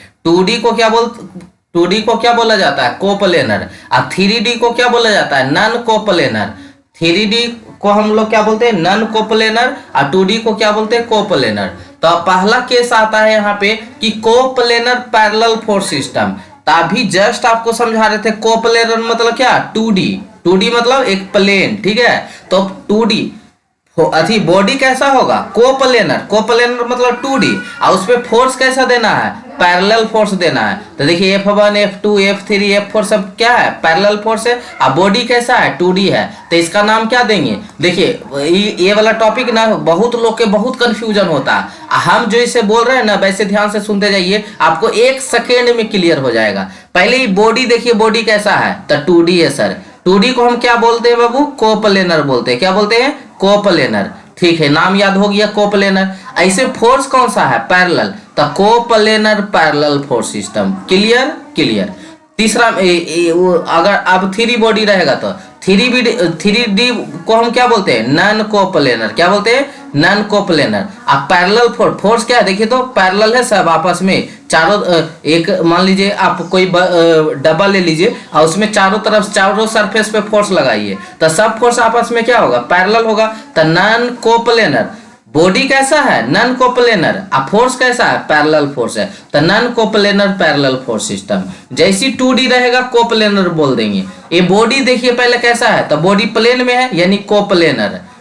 कैसा फोर्स है, एक ही पॉइंट पे देखिए F1 भी आ रहा है, F2 भी आ रहा है, F3 जा रहा है यहाँ से, एक ही पॉइंट पे या आए या जाए, ठीक है। उसी को हम लोग बोलते हैं कनकरेंट। तो इसका नाम क्या देंगे, कोप्लेनर कनकरेंट फोर्स सिस्टम। तो यहाँ से क्वेश्चन आपको रह सकता है कि कोप्लेनर कनकरेंट फोर्स सिस्टम को बताओ, non coplanar concurrent force system को बताओ, ठीक है। शॉर्ट क्वेश्चन लिखने के लिए आ सकता है। तो इसमें सब हम बता देते हैं, जो आएगा लिखिएगा आप। नन कोप्लेनर कनकरेंट क्या होगा, नन कोप्लेनर होना चाहिए। फोर्स बॉडी कैसा होना चाहिए, नन कोप्लेनर मतलब 3D। अब फोर्स कैसा होना चाहिए, कनकरेंट मतलब एक ही पॉइंट पे आना चाहिए। तो इस सरफेस पर से यहाँ जाएगा फोर्स, देखिए इस सरफेस से यहाँ जाएगा, इस सरफेस पे तब ना एक पॉइंट पे मिलेगा, मतलब कॉर्नर पे। कॉर्नर पे ही ना तीनों बॉडी का प्लेन मिलेगा। जैसे यहाँ पे आते हैं तो ये वाला हो जाएगा, इधर से ये वाला हो जाएगा, ये हो जाएगा, देखिए यहाँ मिलेगा। तो यही हो जाएगा क्या, non coplanar concurrent force system, ठीक है। अब तीसरा में आते हैं, coplanar non concurrent force. Coplanar मतलब 2D रहेगा, और नन कनकरेंट का मतलब एक पॉइंट पे फोर्स नहीं रहेगा, अलग अलग पॉइंट पे सब फोर्स रहेगा, ठीक है। Non coplanar non concurrent force, ठीक है। ये क्या हो गया, बॉडी 3D हो गया, बॉडी 3D है। अब फोर्स क्या है, देखिए ये वाला फोर्स जाएगा तो सामने से निकल जाएगा, ये फोर्स नीचे से निकल जाएगा, ये फोर्स इधर एक पॉइंट पे हुआ, एक पॉइंट पे तीनों नहीं मिला। उसमें देखिए एक पॉइंट पे मिला था, इसके पीछे वाला में देखिए ये पॉइंट एक ही पॉइंट पे मिला था, केनहू से आया सब एक ही पॉइंट पे। यहाँ देखिए अलग अलग पॉइंट पे चल गया, ये नीचे चल गया, ये सामने निकल गया, ये सामने निकल गया, ठीक है। तो ये हो गया क्या, non coplanar non concurrent force system. अब आते चौथा में, कोप्लेनर कोलिनियर फोर्स सिस्टम। ये प्लेन कैसा है, 2D मतलब कोप्लेनर, कोलिनियर मतलब एक ही लाइन पे सब फोर्स है, तो उसको collinear force system, coplanar collinear force system. अब आते चौथा नंबर, नन कोप्लेनर कोलिनियर संभव है, कभी संभव नहीं हो सकता है। 4 गो अलग अलग सरफेस है बाबू, 4 गो अलग अलग सरफेस है। अब इस सरफेस पे ये इस पे एक फोर्स है, तो ये फोर्स दोनों एक पे कभी आ सकता है, 4 सरफेस कभी एक पे आ सकता है। जब चारों सरफेस एक ही पे आ जाएगा तो वो प्लेन बन जाएगा। जैसे हम कोई डिब्बा लाते हैं, बिस्किट वाला के पैकेट वाला डिब्बा रहता है जो कूट का बना होता है, उसको चिपका दीजिए, चिपका के एक प्लेन बना देते हैं। अगर 4 ऐसे डिब्बा होता है ना, ऐसे करके डिब्बा जो देख रहा है यहाँ पे, अब इसको चिपका के हम कैसे कर देते हैं, ऐसे कर देते हैं, क्या बन जाता है, प्लेन बन जाता है। यानी जो नन कोप्लेनर है उसमें फोर्स अलग अलग ही होगा, एक लाइन पे कभी नहीं आएगा। तो यानी ये पॉसिबल ही नहीं है, ठीक है, बस इतना ही केस बनता है आपके सामने। तो एक बार अच्छे से इसको डिस्कस कर लीजिएगा, डिस्कस मतलब अच्छे से एक बार देख लीजिएगा, जो पूछेगा वहां पे बताइएगा। अब आते हैं लैडर फ्रिक्शन, ठीक है। और उसके बाद आते हैं इसी का मतलब क्वेश्चन नंबर कितना था, क्वेश्चन नंबर 7 था, जहां explain ladder and wedge friction. Ladder के बारे में बताना था और किसके बारे में बताना था, बेज के बारे में बताना था। लैडर फ्रिक्शन देखते हैं, लैडर फ्रिक्शन क्या होता है। तो सबसे पहले समझाते हैं, उसको समझिएगा। जैसे देखिए एक जो बॉडी, कोई बॉडी है, उसको हम फ्लोर, ये आपका नीचे फ्लोर हो गया, ये आपका नीचे फ्लोर है, ये आपका क्या है, बॉल है। तो फ्लोर और बॉल के सहारे एक हम कोई ऑब्जेक्ट रख दिए। तो अगर इस ऑब्जेक्ट का वन एंड, यहाँ पे ए नाम दे दिए, यहाँ पे बी नाम दे दिए, यानी ए एंड जो फ्लोर से लगा हुआ है, अगर हम इसको इधर की ओर खींचे तो ये वाला बॉडी जो है बी एंड, वो कहाँ आएगा, नीचे की ओर आएगा, नीचे घसकेगा। इतना तो ये जूम कर ही पा रहे होंगे अगर आप। तो ये इधर की ओर खींचते हैं, हम आउटवर्ड खींचते हैं, तो ये दूसरा एंड नीचे आएगा। यानी फ्रिक्शन कैसे जनरेट होगा, तो फ्रिक्शन मोशन के अपोजिट में जनरेट होता है। यानी यहाँ पे फिर ए पे फ्रिक्शन किधर होगा, इधर, और बी पे फ्रिक्शन कहाँ होगा, ऊपर होगा, ठीक है। अगर हम एक्सटर्नल फोर्स की मदद से इसको अपोजिट करवाते हैं, क्या करवाते हैं, अपोजिट केस लेते हैं। अपोजिट केस कहने का मतलब समझिएगा, अपोजिट केस कहने का मतलब क्या हो गया कि बॉडी को अगर हम इधर की ओर ठेलते हैं, ठीक है, तो ये बॉडी ऊपर, बी पॉइंट कहाँ जाएगा, ऊपर की ओर जाएगा। अब फ्रिक्शन उस केस में आएगा नीचे, इधर फ्रिक्शन होगा अपोजिट, ठीक है। तो ये केस है। तो इसको हम बोल सकते हैं इस लैंग्वेज को कि ए ladder placed against a vertical wall, ठीक है, एंड हॉरिजेंटल फ्लोर। ये क्या है, वर्टिकल वॉल है, ये आपको वर्टिकल वॉल हो गया, ये क्या हो गया, फ्लोर हो गया, जिसको हम हॉरिजेंटल फ्लोर बोल रहे हैं। तो a ladder placed against a vertical wall and horizontal floor experiences friction at two contact point. कहीं भी फ्रिक्शन कहाँ जनरेट होता है, जहां कॉन्टेक्ट पॉइंट होता है, one with the ball and other with the floor. मतलब फ्लोर के साथ भी फ्रिक्शन जनरेट हो रहा है और बॉल के साथ भी फ्रिक्शन जनरेट हो रहा है। ये वाला जो प्रॉब्लम हम सोल्व करते हैं ओनली एप्लीकेबल कहाँ होता है, नॉन कंकरेंट और कोप्लेनर सिस्टम के लिए। ओनली और ओनली किसके लिए सोल्व करेंगे, नॉन कंकरेंट और कोप्लेनर सिस्टम के लिए, ठीक है।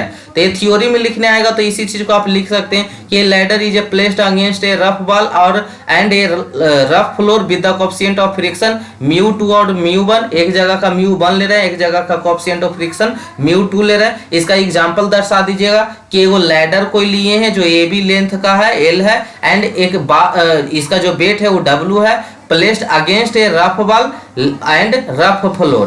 दिस रिएक्शन आर ए पर, अगर जहां पे ए पॉइंट रखा हुआ वहां पे रिएक्शन आर ए जनरेट होगा और बी पर क्या होगा, आर बी होगा। Will be acting perpendicularly to the point of support at floor and wall. The ladder has tendency to slide down, therefore the forces of friction Fa and Fb will be acting to oppose the motion. Draw free body diagram, इसका free body diagram बनाते हैं, इसका फिर numerical करते हैं, ठीक है। तो लैडर हो गया।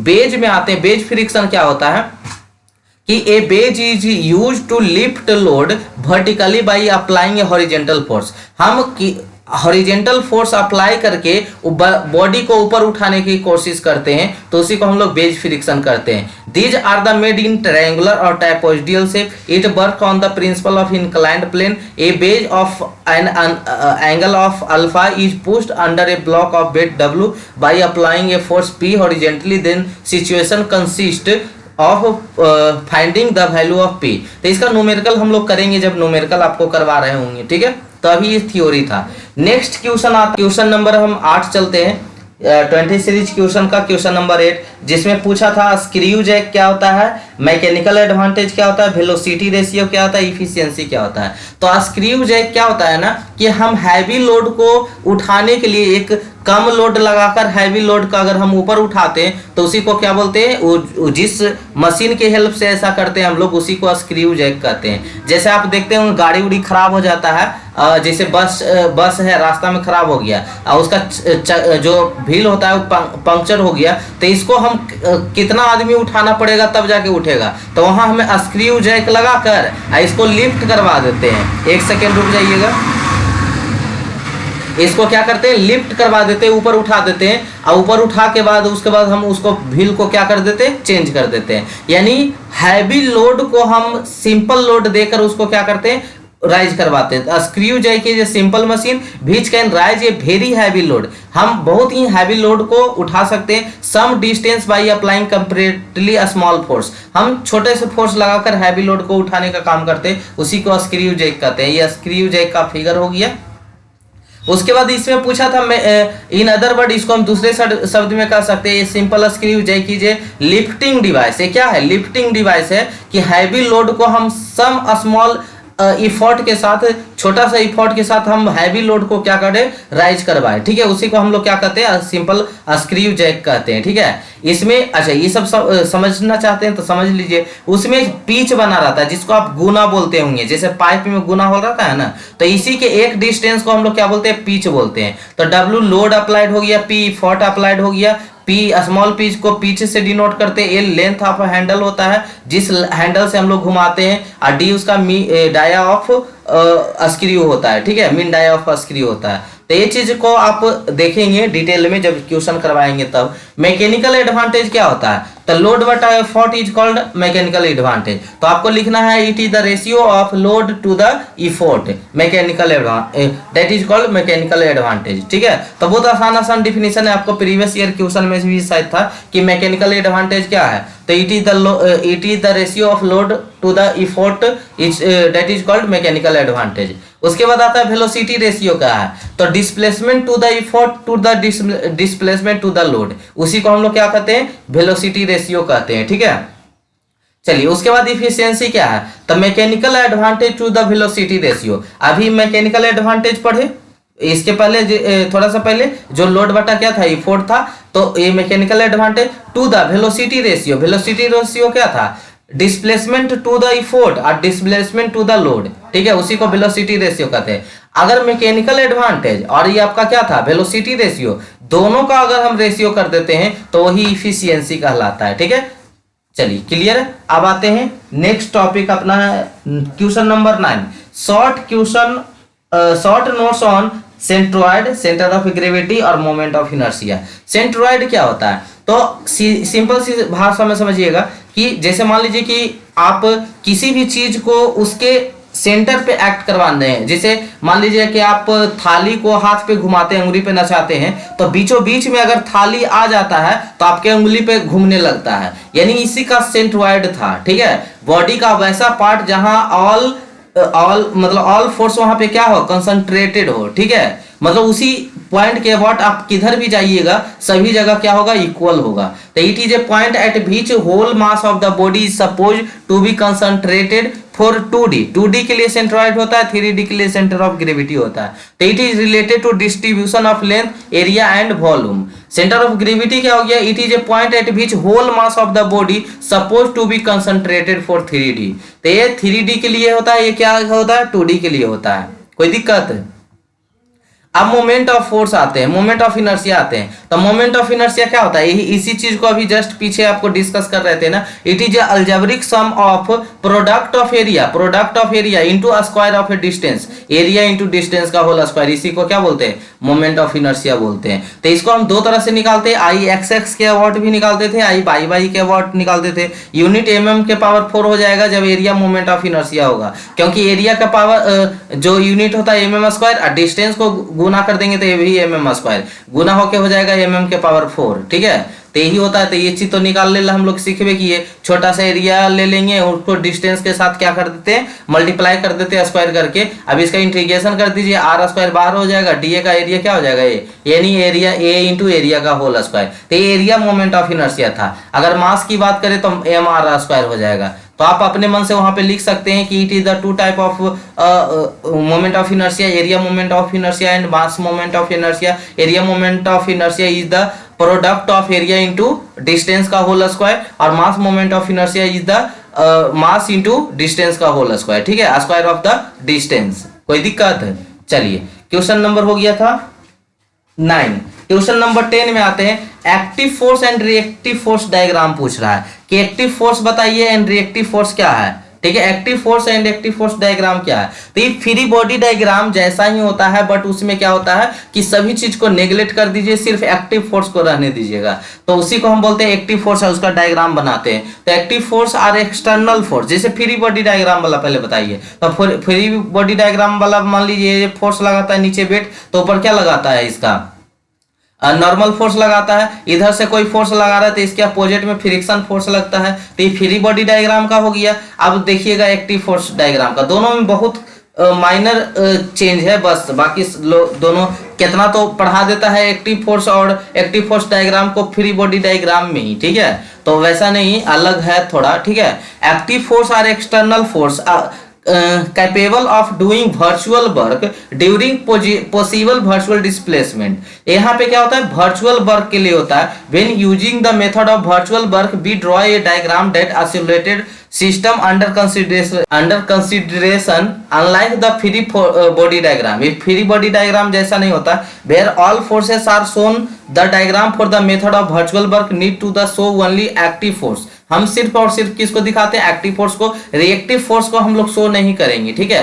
तो the application of virtual work such A drawing will turn an active force diagram. जैसे देखिए फ्री बॉडी डायग्राम वाला पहले देखिए, तब फ्री बॉडी डायग्राम में हम क्या करते थे, मास नीचे आया, नॉर्मल फोर्स ऊपर गया, अगर फोर्स इधर लगा रहे थे इसके अपोजिट फ्रिक्शन फोर्स हो गया, सभी को दिखाते थे फ्री बॉडी डायग्राम। लेकिन वही आते हैं इसको हम एक्टिव फोर्स बनाने के लिए, तो हम सिर्फ किसको दिखाएंगे, जो एक्टिव फोर्स है सिर्फ उसी को लेंगे। एक्टिव फोर्स इसमें कौन कौन है, अप्लाइड फोर्स किए हैं जो, और उसका जो अपोजिट में रिएक्शन देगा वो, ये इसका वेट जा रहा है, इस पे नॉर्मल रिएक्शन लगा रहा है, मतलब ये दोनों तो कैंसल आउट हो जा रहा है, ये सबको नहीं दिखाना है आपको, ठीक है। ये आपको सिर्फ और सिर्फ कौन सा फोर्स को दिखाना है, जो एक्टिव है, जो वहां पे अभी मतलब एक्टिव है, मतलब कैसे समझाएं आपको, जिससे देखिए ये फोर्स आपको पी है, तो इसके अपोजिट में क्या एक रिएक्शन फोर्स आ रहा है। अब यहाँ हम सोचेंगे कि इसका बॉडी नीचे जा रहा है, थर्ड लॉ के कारण इसका नॉर्मल रिएक्शन आएगा, वो वाला फोर्स को आपको नहीं दिखाना है, ठीक है, सिर्फ और सिर्फ एक्टिव फोर्स को दिखाना है। तो उसी को हम लोग बोलते हैं एक्टिव फोर्स डायग्राम, ठीक है। और ये वर्चुअल वर्क जब आप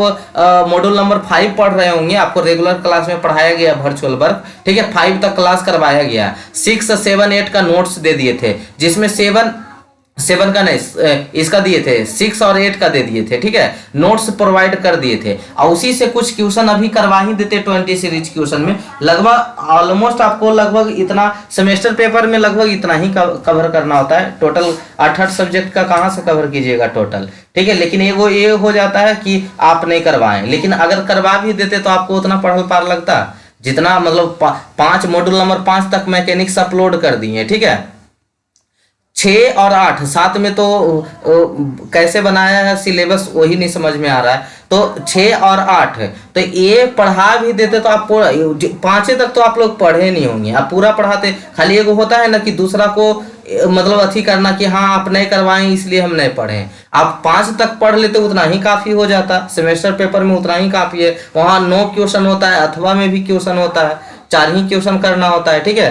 तो आप जितना पढ़ाया रहता है एटलीस्ट उतना ही तो पढ़िए, उतना ही काफी हो जाएगा। सेमेस्टर में बोर्ड एग्जाम नहीं हो रहा है कि हमको 2 साल टाइम मिलेगा पढ़ने के लिए, हमको लिमिटेड टाइम है 6 महीना, ओकरों में 2 महीना पूजा पाठ में निकल जाता है, फेस्टिवल वगैरह वगैरह, बर्थडे, घरे आते जाते बीमारी उमारी में 2-3 महीना खत्म हो जाता है। अगर जोड़िएगा सही रियलिटी जोड़िएगा तो यही कैलकुलेशन है ना, कि कभी दुर्गा पूजा आ रहा है, कभी छठ पूजा आ रहा है, कभी कुछ पूजा आ रहा है, कभी होली दशहरा कुछ भी आ रहा है, ठीक है। तो उसमें 10-15 दिन ऐसी करके निकल जाएगा, ठीक है।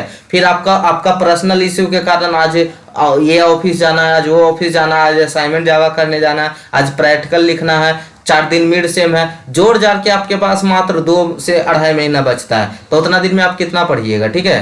पूरा सिलेबस कवर कर पाएंगे 8-8, 9-9 सब्जेक्ट का। 4th सेमेस्टर में फिर 9-10 सब्जेक्ट है, ठीक है। तो जितना रहेगा ना उतना कम से कम पढ़िए। ये सोच के लोग पढ़ना छोड़ देता कि सिलेबस तो पूरा नहीं है, अरे सिलेबस पूरा भी रहेगा तो आपको नहीं पूरा हो पाएगा। जितना है उतना पढ़िए, उतने कवर कर लीजिए ना, आपके लिए काफी है, ठीक है। तो वैसे तो कोशिश करता है आगे वाला पर्सन, आपके जो गाइड कर रहे हैं कि पूरा करने की कोशिश ही करते हैं कि ज्यादा से ज्यादा आपको प्रोवाइड किया जाए, लेकिन उनका भी तो कुछ इशू हो सकता है, उनका भी तो पर्सनल लाइफ है, जिसकी वजह से हो सके उनको छुट्टी नहीं मिला होगा इसलिए नहीं कर पाए होंगे। तो जहां तक अपलोड रहेगा पढ़ने की कोशिश कीजिएगा, उनको टाइम मिलेगा और करवा देंगे। जैसे आपको अभी टाइम नहीं है फिर भी निकाल के आपको कर रहे हैं ना, 20 सीरीज दे रहे हैं आपको, मतलब क्या नहीं प्रोवाइड कर रहे हैं, ठीक है। चलिए हम लोग फिर से 4 सेम में मिलेंगे। अब आते हैं, कईवा क्वेश्चन था एक्टिव, 10वां था। 11वां नंबर में आते हैं कंजर्वेटिव फोर्स क्या होता है। और इसी में ऐसे तो आपको ये मॉड्यूल नंबर 5 का टॉपिक है, वहां पे नॉन कंजर्वेटिव नहीं बोला है, लेकिन हम लोग थोड़ा बहुत डिस्कस कर लेंगे नॉन कंजर्वेटिव का भी। तो पहले समझा देते हैं कंजर्वेटिव फोर्स किसको कहेंगे। तो कंजर्वेटिव फोर्स जो होता है, conservative force exist when the work done by the that force on an object is independent of the object path. ये पाथ पे डिपेंड नहीं करता, इंडिपेंडेंट होता है। जो वर्क डन होता है कंजर्वेटिव फोर्स का, वो किस पे होता, क्या होता है, इंडिपेंडेंट ऑफ द पाथ होता है। Instead the work done by conservative force depend only on the end point of the motion and final point of the motion, ठीक है। मतलब ध्यान से समझिएगा कि जैसे आपका ये कॉलेज था, ठीक है, ये आपका कॉलेज है, बड़ा प्यारा है अपना कॉलेज, ठीक है। बिहार का सभी कॉलेज का मॉडल लगभग जो नया नया बना है सबका सेम ही है। तो ये मान लीजिए आपका क्या है, कॉलेज है, आपका ये घर है, आपका क्या है, घर है, ठीक है, ये आपका घर है। यहाँ से कहीं भी जाने के लिए 2-3 रास्ता होता है ना, कोई जरूरी है कि एक ही रास्ता हो, इधर से भी जा सकते हैं, इधर से भी जा सकते हैं। तो अगर आप कंजर्वेटिव फोर्स हैं, अगर आप कंजर्वेटिव फोर्स हैं तो इधर से जाइएगा और इधर से जाइएगा, तो दोनों वर्क डन क्या होगा, सेम ही होगा। क्या होगा, सेम ही होगा। हाँ, कॉलेज को नहीं हटाना है वहां से, और ना आपका ना घर को हटाना है, यानी फिक्स पॉइंट होना चाहिए। यानी डिपेंड किस पे करता है, तो इनिशियल एंड फाइनल पोजीशन पे डिपेंड करता है, लेकिन पाथ पे डिपेंड नहीं करता है। कौन, कंजर्वेटिव फोर्स, ठीक है। तो does not depend upon the path, depend only and only initial and final position. जिसमें कौन कौन सा फोर्स है कंजर्वेटिव फोर्स का, अगर हम एग्जांपल पूछा जाए तो बोलेंगे ग्रेविटेशनल फोर्स है, स्प्रिंग फोर्स है, इलेक्ट्रोस्टैटिक फोर्स है, ठीक है। तो work done by conservative force in close path is always zero. अगर क्लोज पाथ है, क्लोज पाथ का मतलब कि यहां से घूमे या फिर आके वहीं मिल गए, तो यहाँ वर्क डन कंजर्वेटिव फोर्स का क्या होगा, 0 के बराबर होगा, ठीक है। ये क्लोज पाथ है, तो क्लोज पाथ में वर्क डन क्या होता है, 0। Here initial and final position A and A initial position भी इसका फर्स्ट ए ही हुआ, मतलब यहीं से चला था, और फाइनल पोजीशन भी ए ही हो गया, ए पॉइंट ही हो गया। तो यहाँ पे वर्क डन क्या होगा, 0। कब, जब फोर्स क्या हो, कंजर्वेटिव हो। जब फोर्स कैसा हो, कंजर्वेटिव हो। लेकिन यही नॉन कंजर्वेटिव रहता है ना, तो उल्टा हो जाता है। जैसे friction force work done close path में भी 0 नहीं होता, यानी फ्रिक्शन फोर्स क्या है, नॉन कंजर्वेटिव फोर्स है। इसका अगर पाथ की बात कीजिएगा ना, तो W1 में कुछ और आ रहा है वर्क डन पाथ 1 में, आई W2 कुछ और आ रहा है, यानी W1 is not is equal to W2, ठीक है।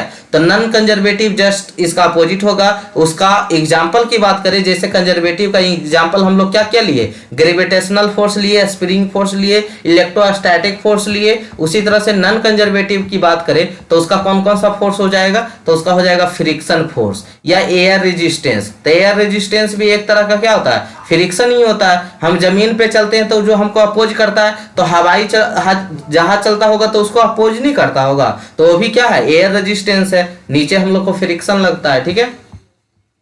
अब उसी में एक क्वेश्चन था कि कंजर्वेटिव फोर्स जो is equal to negative gradient of potential energy, या इसी का दूसरा नाम होता है force is equal to minus gradient of V, यानी वही पोटेंशियल एनर्जी।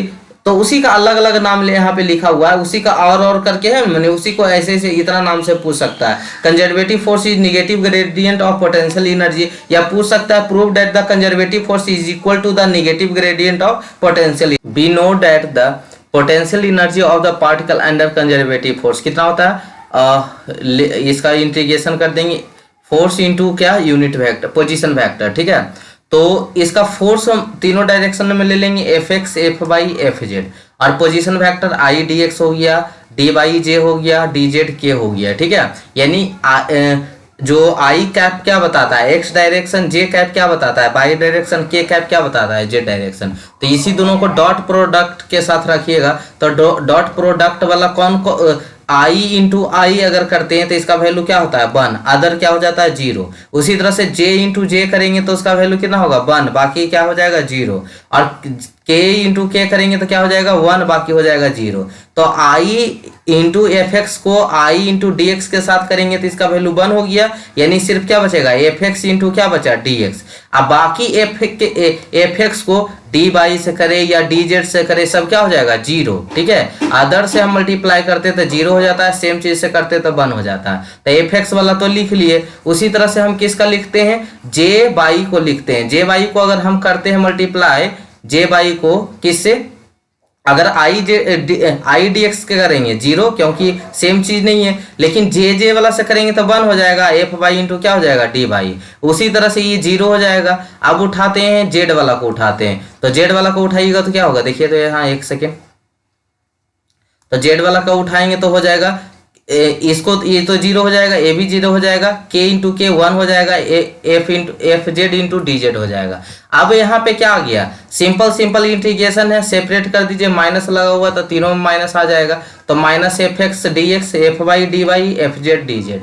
आप सभी का इंटीग्रेशन कर दीजिए, तो इंटीग्रेशन कीजिएगा एफ एक्स को डी एक्स के रिस्पेक्ट में, तो क्या हो जाएगा यहाँ पे एक्स के रिस्पेक्ट में करेंगे तो क्या हो जाएगा एफ एक्स का वैल्यू एफ एक्स हो जाएगा, मतलब एफ एक्स हो जाएगा, इसका वैल्यू क्या हो जाएगा 0, इसका भी वैल्यू क्या हो जाएगा 0, ठीक है। मतलब हम इंटीग्रेशन हटाना चाहते हैं तो उसको एक बार इंटीग्रेशन का रेसिप्रोकल क्या होता है डिफरेंशिएशन होता है, यानी एक बार डिफरेंशिएशन कर दे तो एफ एक्स आ गया, यानी del U upon del X का वैल्यू माइनस एफ एक्स। फिर उसी तरह से del U upon del Y का वैल्यू कितना हो जाएगा बाई हो जाएगा, और del U upon del Z का वैल्यू बाई तो हो गया, और फिर जेड वाला में कितना हो जाएगा del U upon del Z का वैल्यू माइनस एफ जेड हो जाएगा, ठीक है। यानी तीनों का वैल्यू निकल गया। फोर्स आप क्या लिए थे F x I cap F by J cap F Z के कैप, तीनों का वैल्यू पुट कर दीजिए यहाँ पे, यानी एफ एक्स का वैल्यू कितना निकाल के लाए del U upon del X, F Y का value del U upon del Y, और एफ जेड का वैल्यू क्या था del U upon del Z, ठीक है। तीनों में माइनस लगा हुआ था। तो अब यहां से u को कॉमन ले ले तो सिर्फ क्या बचे, पहले तो माइनस कॉमन ले लिए तो माइनस कॉमन ले लिए, अब यहां से u कॉमन लेंगे तो u कॉमन हो गया। तो इसको डेल ऑपरेटर बोला जाता है, इसको क्या बोला जाता है और डेल ऑपरेटर। तो डेल ऑपरेटर इंटू क्या हो गया u, del operator into u। तो आप पढ़े होंगे अगर ग्रेडियंट रहता है इस तरह से, डॉट प्रोडक्ट रहता है डाइवर्जेंस बोलते हैं, क्रॉस रहता है तो कर्ल बोलते हैं, तो इसको क्या बोलेंगे ग्रेडियंट। तो यानी माइनस आगे लगा हुआ है तो माइनस ऑफ ग्रेडियंट, ठीक है। तो माइनस ऑफ ग्रेडियंट, तो यही तो पूछा था जो कंजर्वेटिव फोर्स होगा वो किसके इक्वल होगा, तो minus negative gradient of potential energy होगा, ठीक है। कोई दिक्कत रिपीट करके देख लीजिएगा जिनको प्रॉब्लम हुआ है, ठीक है, या रेगुलर क्लास में भी और डिटेल से करवाए होंगे वहां जाकर देख लीजिएगा। अब आते हैं work kinetic energy power potential energy, ठीक है। तो एनर्जी को हम दो पार्ट में यहाँ पे कन्वर्ट करें, काइनेटिक एनर्जी और पोटेंशियल एनर्जी, इतना तो सबको पता होगा। तो वर्क एनर्जी प्रिंसिपल क्या बताता है काइनेटिक एनर्जी वाला के लिए, ठीक है। उसी तरह से फिर देखेंगे किसका पोटेंशियल एनर्जी वाला के, तो द वर्क डन पीछे पढ़ा कर आए, by the force acting on a particle during its displacement is equal to change in kinetic energy that displacement, ठीक है। ये बता रहा है कि द वर्क डन किसके, the force acting on a particle, जब कोई सी पार्टिकल पे फोर्स एक्ट किया जाता है तो वहां जो वर्क डन जनरेट होगा ड्यू टू इट्स डिस्प्लेसमेंट, इसके डिस्प्लेसमेंट होने के कारण जो वर्क डन होगा वो किसके बराबर होगा, तो equal to change in kinetic energy that displacement, वही डिस्प्लेसमेंट में जो उसको काइनेटिक एनर्जी चेंज होगा उसी के इक्वल होगा, ठीक है। ये कौन बताता है work energy principal for kinetic energy के बताता है। वही बात करें अगर पोटेंशियल एनर्जी के लिए करें तो work done by conservative force acting on a particle during its displacement, जो वर्क डन होता है कंजर्वेटिव फोर्स का, वो जब किसी पार्टिकल पे हम फोर्स लगाते हैं तो वहां जो डिस्प्लेसमेंट होगा वो किसके बराबर होगा, equal to the change of potential energy in that displacement, उसी डिस्प्लेसमेंट उसका पोटेंशियल एनर्जी में चेंज जो हुआ होगा उसका वर्क डन के क्या होता है बराबर होता है। तो अब डेरिवेशन से समझ में आएगा कि हाँ सही था या गलत स्टेटमेंट था। तो इस स्टेटमेंट को हम करते हैं प्रूफ, ठीक है, या डेराइव करते हैं। तो work energy principal derivation for kinetic वाला के लिए पहले करते हैं। तो क्या बताया था चेंज इन काइनेटिक एनर्जी ना, चेंज इन काइनेटिक एनर्जी। तो चलिए इसको चेक करते हैं। तो ये वाला कोई पहले बॉडी रखा हुआ था, इस पे हम फोर्स अप्लाई किए तो ये बॉडी कहाँ चल गया, कुछ वस्तु कुछ डिस्टेंस पे ट्रैवल करके यानी कुछ डिस्प्लेसमेंट लेकर वस्तु क्या हो गया, आगे शिफ्ट हो गया। तो हम जानते हैं फोर्स इंटू क्या होता है, डिस्प्लेसमेंट होता है, वर्क डन क्या होता है, फोर्स इंटू डिस्प्लेसमेंट। फोर्स को हम मास इंटू एक्सेलरेशन लिख दे और डिस्प्लेसमेंट को dx, ठीक है, मतलब छोटा सा कोई डिस्टेंस लिए थे इसलिए dx बोल दिए। मास एक्सेलरेशन को क्या लिख सकते हैं हम, velocity, change in velocity with respect to time बोलते हैं ना, तो dv बाई अपॉन dt हो गया। तब क्या हो गया, मास dv और dt dx अपॉन dt कर देते हैं, dx अपॉन dt।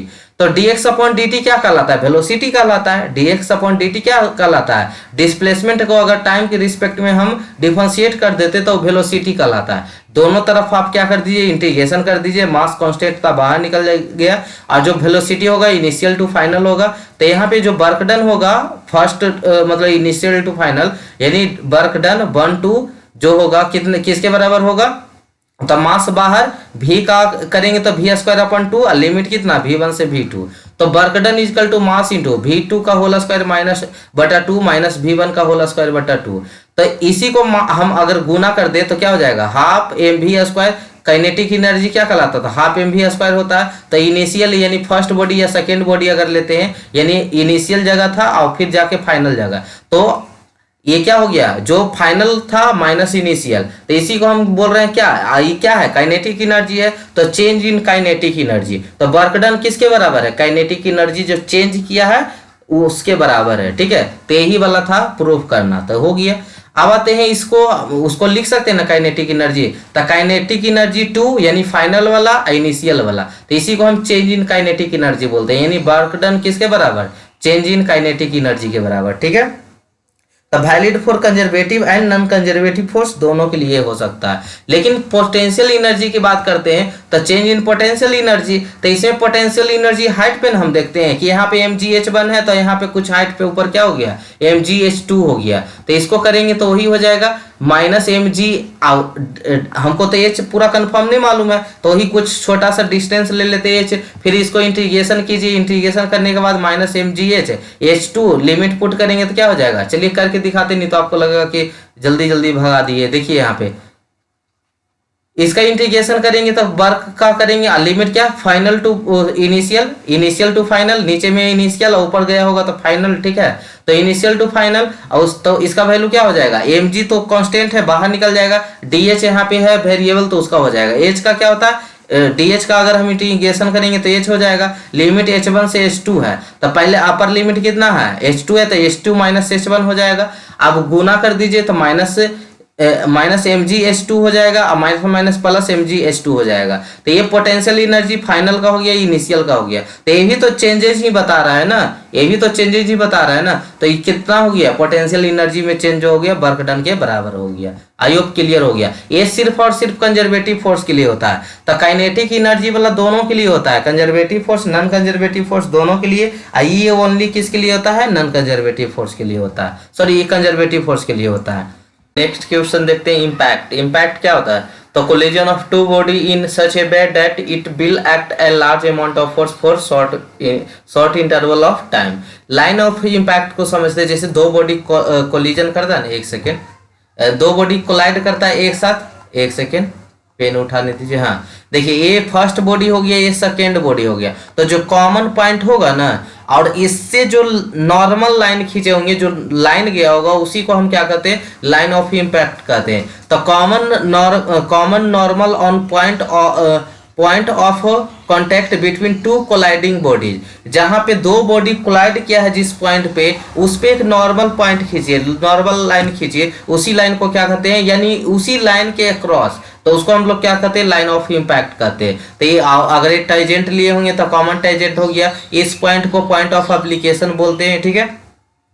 और ये क्या हो गया, कॉमन नॉर्मल हो गया, ठीक है। इसी लाइन को हम लोग क्या बोलते हैं, लाइन ऑफ इम्पैक्ट बोलते हैं। तो अब आते हैं सेंट्रल इम्पैक्ट और नॉन सेंट्रल इम्पैक्ट क्या होता है। तो अगर लाइन ऑफ जो इम्पैक्ट था उस सेंटर से अगर पास किया होगा तो उसको हम लोग सेंट्रल इम्पैक्ट कहते हैं। तो if centre of mass of the colliding body, centre of मास कहाँ एक्ट करता है सर्कल में, उसके सेंटर पे ही करता है। तो if centre of mass both colliding bodies are in line of impact, so it is called central impact, otherwise called non central impact. अगर उसी सेंटर से पास किया है उसका लाइन ऑफ एक्सिस, ठीक है, लाइन ऑफ इम्पैक्ट, तो उसी को हम लोग क्या कहते हैं, सेंट्रल इम्पैक्ट कहते हैं। अगर वो लाइन से नहीं जाएगा, मतलब सेंटर से नहीं पास करेगा, तो उसको हम नॉन सेंट्रल इम्पैक्ट बोलेंगे, ठीक है। तो non central impact is also called eccentric impact, ठीक है। इसेंट्रिक इम्पैक्ट के नाम से भी नॉन सेंट्रल इम्पैक्ट को जानते हैं। And indirect impact, if direction of velocity of both colliding bodies are in line of impact, अगर उसका कोलाइडिंग बॉडीज का वेलोसिटी का डायरेक्शन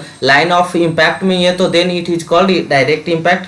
अगर नहीं है तो उसको हम लोग क्या बोलते हैं, otherwise is called indirect impact. Indirect impact को हम ऑब्लिक इम्पैक्ट के नाम से भी जानते हैं, ठीक है। तो इसको यहाँ पे लिखा हुआ है, indirect impact is also called oblique impact.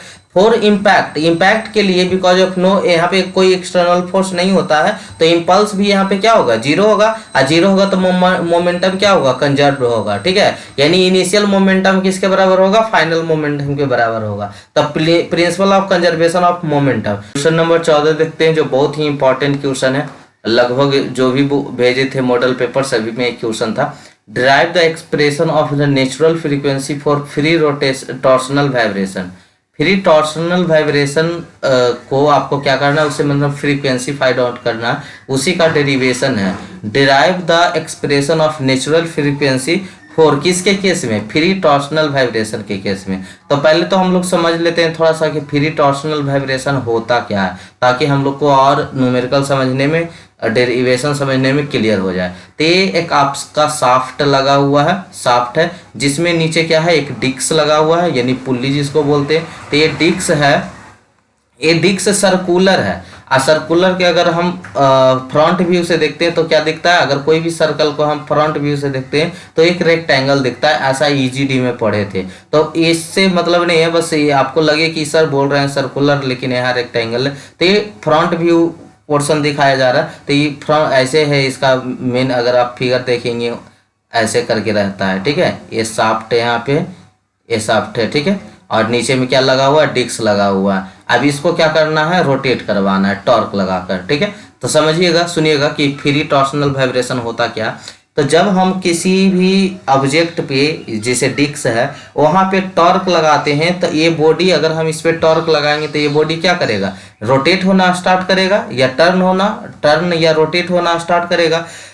लेकिन जब हम टॉर्क यहाँ से हटा देंगे तो क्या होगा, धीरे धीरे ये बॉडी जो घूम रहा था तो कभी इधर ऐसे धीरे धीरे क्या होते, कभी क्लॉकवाइज एंटी क्लॉकवाइज, धीरे धीरे क्या कर जाएगा, रुक जाएगा।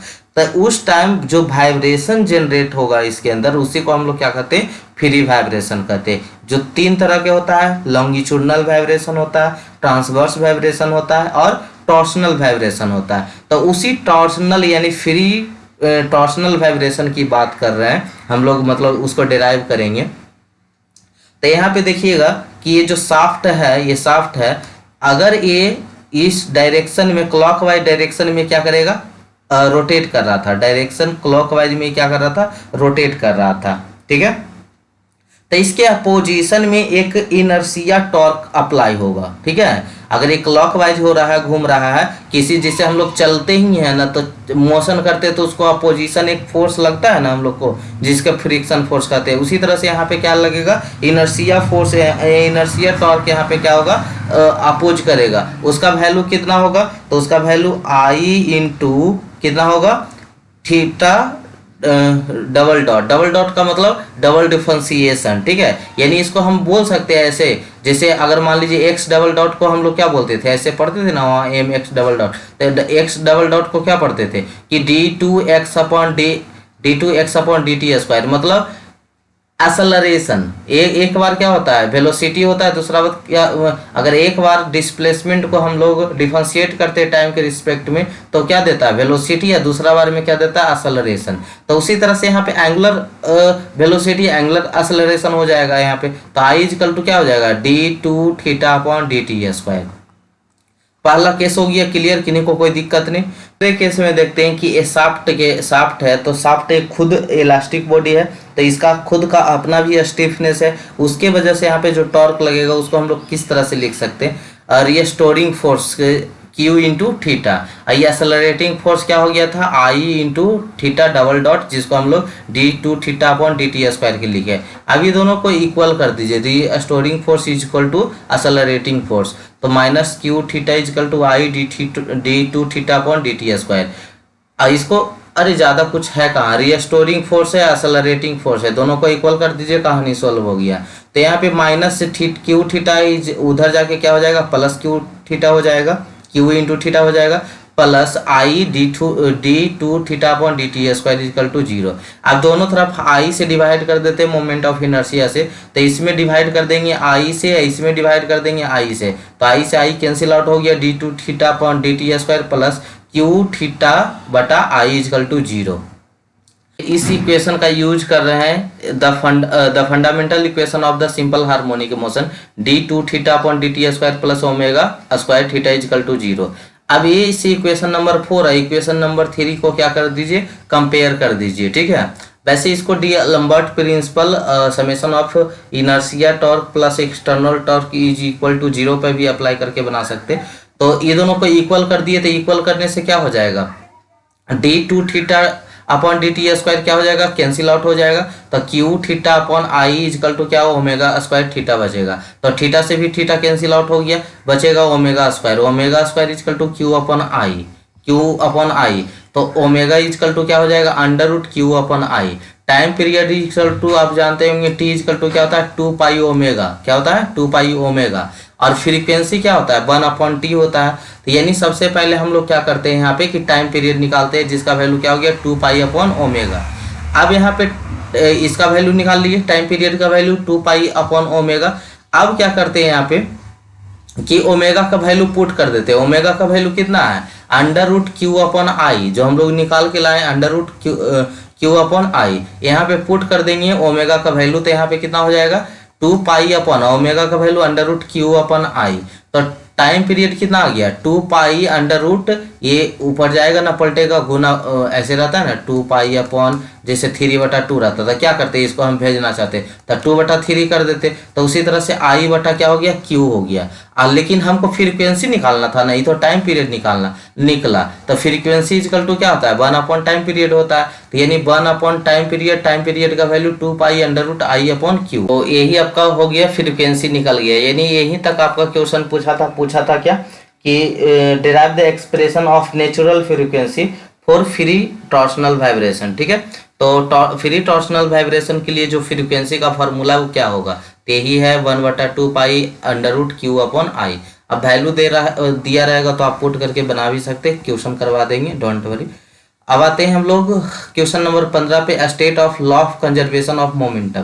कंजर्वेशन ऑफ मोमेंटम क्या बताता है, तो पहले हम लोग समझते हैं फिगर से, उसके बाद डिफिनीशन पढ़ेंगे। तो आइए फिगर से समझते हैं। पहले एक मास 1 वेलोसिटी u से जा रहा था एक बॉडी a, आइए जा रहा था बॉडी b, ठीक है। कुछ टाइम के बाद ये दोनों बॉडी क्या होता है, टकराता है, दोनों बॉडी क्या होता है, टकराता है। फर्स्ट बॉडी m1 है, मास 1 है, सेकेंड बॉडी m2 है, इसका फर्स्ट का वेलोसिटी जो u1 है, सेकेंड का क्या है u2 है। टकराने के बाद इसका जो वेलोसिटी क्या होगा, चेंज हो जाएगा, टकराने के आफ्टर कोलिजन इसका वेलोसिटी क्या हो जाएगा, चेंज, जिसको हम v1 v2 बोल रहे हैं। और मास क्या है m1 m2 है। तो जब फोर्स टकराया होगा तो न्यूटन थर्ड लॉ अप्लाई हुआ होगा, ये उस पर फोर्स लगाया होगा तो वो भी उस पर फोर्स लगाया होगा, तो it is originated from Newton third law of motion. ये इस पे जो फोर्स लगाया होगा अपोजिट में उस दूसरे बॉडी पे भी फोर्स लगा होगा, तो एक फोर्स बॉडी दूसरे के अपोजिट होगा, तो वो माइनस के साथ लिख दिए। अब फोर्स क्या होता है, मास इंटू एक्सेलरेशन होता है, mass into acceleration. First body ये हो गया सेकेंड बॉडी, तो फर्स्ट बॉडी को जब फर्स्ट बॉडी सेकेंड पे लगाया, सेकेंड बॉडी पे फर्स्ट फोर्स लगाया, तो ये m1 a1 हो गया, m2 a2 हो गया। यहाँ तक किन्हीं को कोई कंफ्यूजन नहीं हुआ होगा, ठीक है। तो यहाँ पे एक्सेलरेशन क्या होता है, change in velocity to with respect to time, यानी v1 माइनस u1 बटा t1। इधर अगर हम एक्सेलरेशन 2 को लिखना चाहें तो v2 minus u2 upon t2। Collide तो हुआ होगा, जहां कोलिजन हुआ होगा टाइम तो दोनों का सेम ही होगा ना, कि जितना इस पे जब फोर्स लगा रहा होगा ये भी उस पे फोर्स लगा रहा है, ये क्रिया कितना टाइम में हुआ होगा, एक ही टाइम पे हुआ होगा, मतलब T1 और T2 दोनों क्या है, बराबर है। तो दोनों बराबर है तो क्या हो गया, m1 into v one minus u one equal to minus m2 v2 minus u2, multiply कर दीजिए पहले, तो m1 v1 minus m1 u1 equal to minus m2 v2 minus minus plus m2 v2। अब एक तरफ कर दे तो क्या हो गया, माइनस m1 u1 है तो उधर जाके क्या हो जाएगा, प्लस m1 u1 हो जाएगा, ठीक है। ये माइनस m2 v2 है तो इधर आके प्लस m2 v2 हो जाएगा। तो अब यहाँ पे आप देख पा रहे होंगे कि अच्छा मास इंटू वेलोसिटी क्या होता है, मास इंटू वेलोसिटी क्या कहलाता है, तब मोमेंटम कहलाता है। मास इंटू वेलोसिटी क्या कहलाता है, मोमेंटम कहलाता है। तो यहाँ पे जो मोमेंटम था, sum of initial moment of two bodies before collision, collision के पहले जितना मोमेंटम हुआ था उतना ही मोमेंटम कितना है, कब है, कोलिजन के बाद है, यानी sum of final momentum of both the body after collision. तो दोनों सेम है, यानी क्या है, मोमेंटम कंजर्वेशन लॉ को क्या किया, फुलफिल किया, ठीक है। यानी इसी को अब थ्योरी में हम लोग पढ़ते हैं तो क्या है, it state that the sum of total momenta, momenta मतलब एक से ज्यादा, plural word, sum of the total momenta of both the body before and after collision remain same. Collision होने के पहले का मोमेंटम और कोलिजन होने के बाद के मोमेंटम दोनों क्या रहेगा, सेम रहेगा। इसी को हम लोग कहते हैं law of conservation of momentum. दूसरे शब्द में कह सकते हैं total momentum of the two object is conserved even after collision, ठीक है। Example suppose two object A B, both object collide with the each other, और उसी को यहाँ पे क्या किए, डिराइव किए, ठीक है। तो आई होप क्लियर हो गया होगा, कोई दिक्कत नहीं रहा होगा, ठीक है। लॉ ऑफ कंजर्वेशन को भी आप आसानी से लिख सकते हैं। अब आते हैं न्यूमेरिकल, रिजल्टेंट फोर्स का, रेजुलेशन ऑफ फोर्स का, फाइंड सपोर्ट रिएक्शन का, ये सब को आपको क्या करेंगे, एक स्पेशल वीडियो स्पेशल क्लास में बनाकर दे देते हैं, क्योंकि अगर हम इसको वेट करते हैं कि इसका भी एक ही में बना दे तो आपको टाइम लग जाएगा, और तब तक ऐसे ये वाला पढ़िएगा तो इसको तब तक हम बनाते रहेंगे, मतलब आप उतना पढ़िए तब तक इसको हम बनाते हैं, वो जैसे आपका पढ़ा पूरा हो जाएगा तब तक ये अपलोड हो जाएगा, ठीक है। तो बस ठीक है बाबू, थैंक यू सो मच यहाँ तक बने रहने के लिए। मिलते हैं हम नेक्स्ट एपिसोड में। अच्छा एक क्वेश्चन और बोले थे, क्वेश्चन नंबर 5 को छोड़े थे ना, जो सेंट्रॉइड वाला था, तो सेंट्रॉइड वाला था तो अभी न्यूमेरिकल भी आपको करवाना है। वैसे इंपॉर्टेंट क्वेश्चन में वही वाला करवाया हुआ है, ठीक है, सेंट्रॉइड वाला और मोमेंट ऑफ इनर्शिया वाला ही। तो इंपॉर्टेंट क्वेश्चन का लिंक अगर आपको नहीं मिलेगा तो बोलिएगा, हम भेज देंगे। वहां पे मोमेंट ऑफ इनर्शिया और सेंट्रॉइड वाला दोनों करवाया हुआ है, ठीक है। तो वहां से देख लीजिएगा, तब तक हम न्यूमेरिकल बना लेते हैं, ठीक है। चलिए ठीक है बाबू, मिलते हैं हम नेक्स्ट एपिसोड में, जहाँ पे स्पेशल क्लास में न्यूमेरिकल लेकर आते हैं, ठीक है।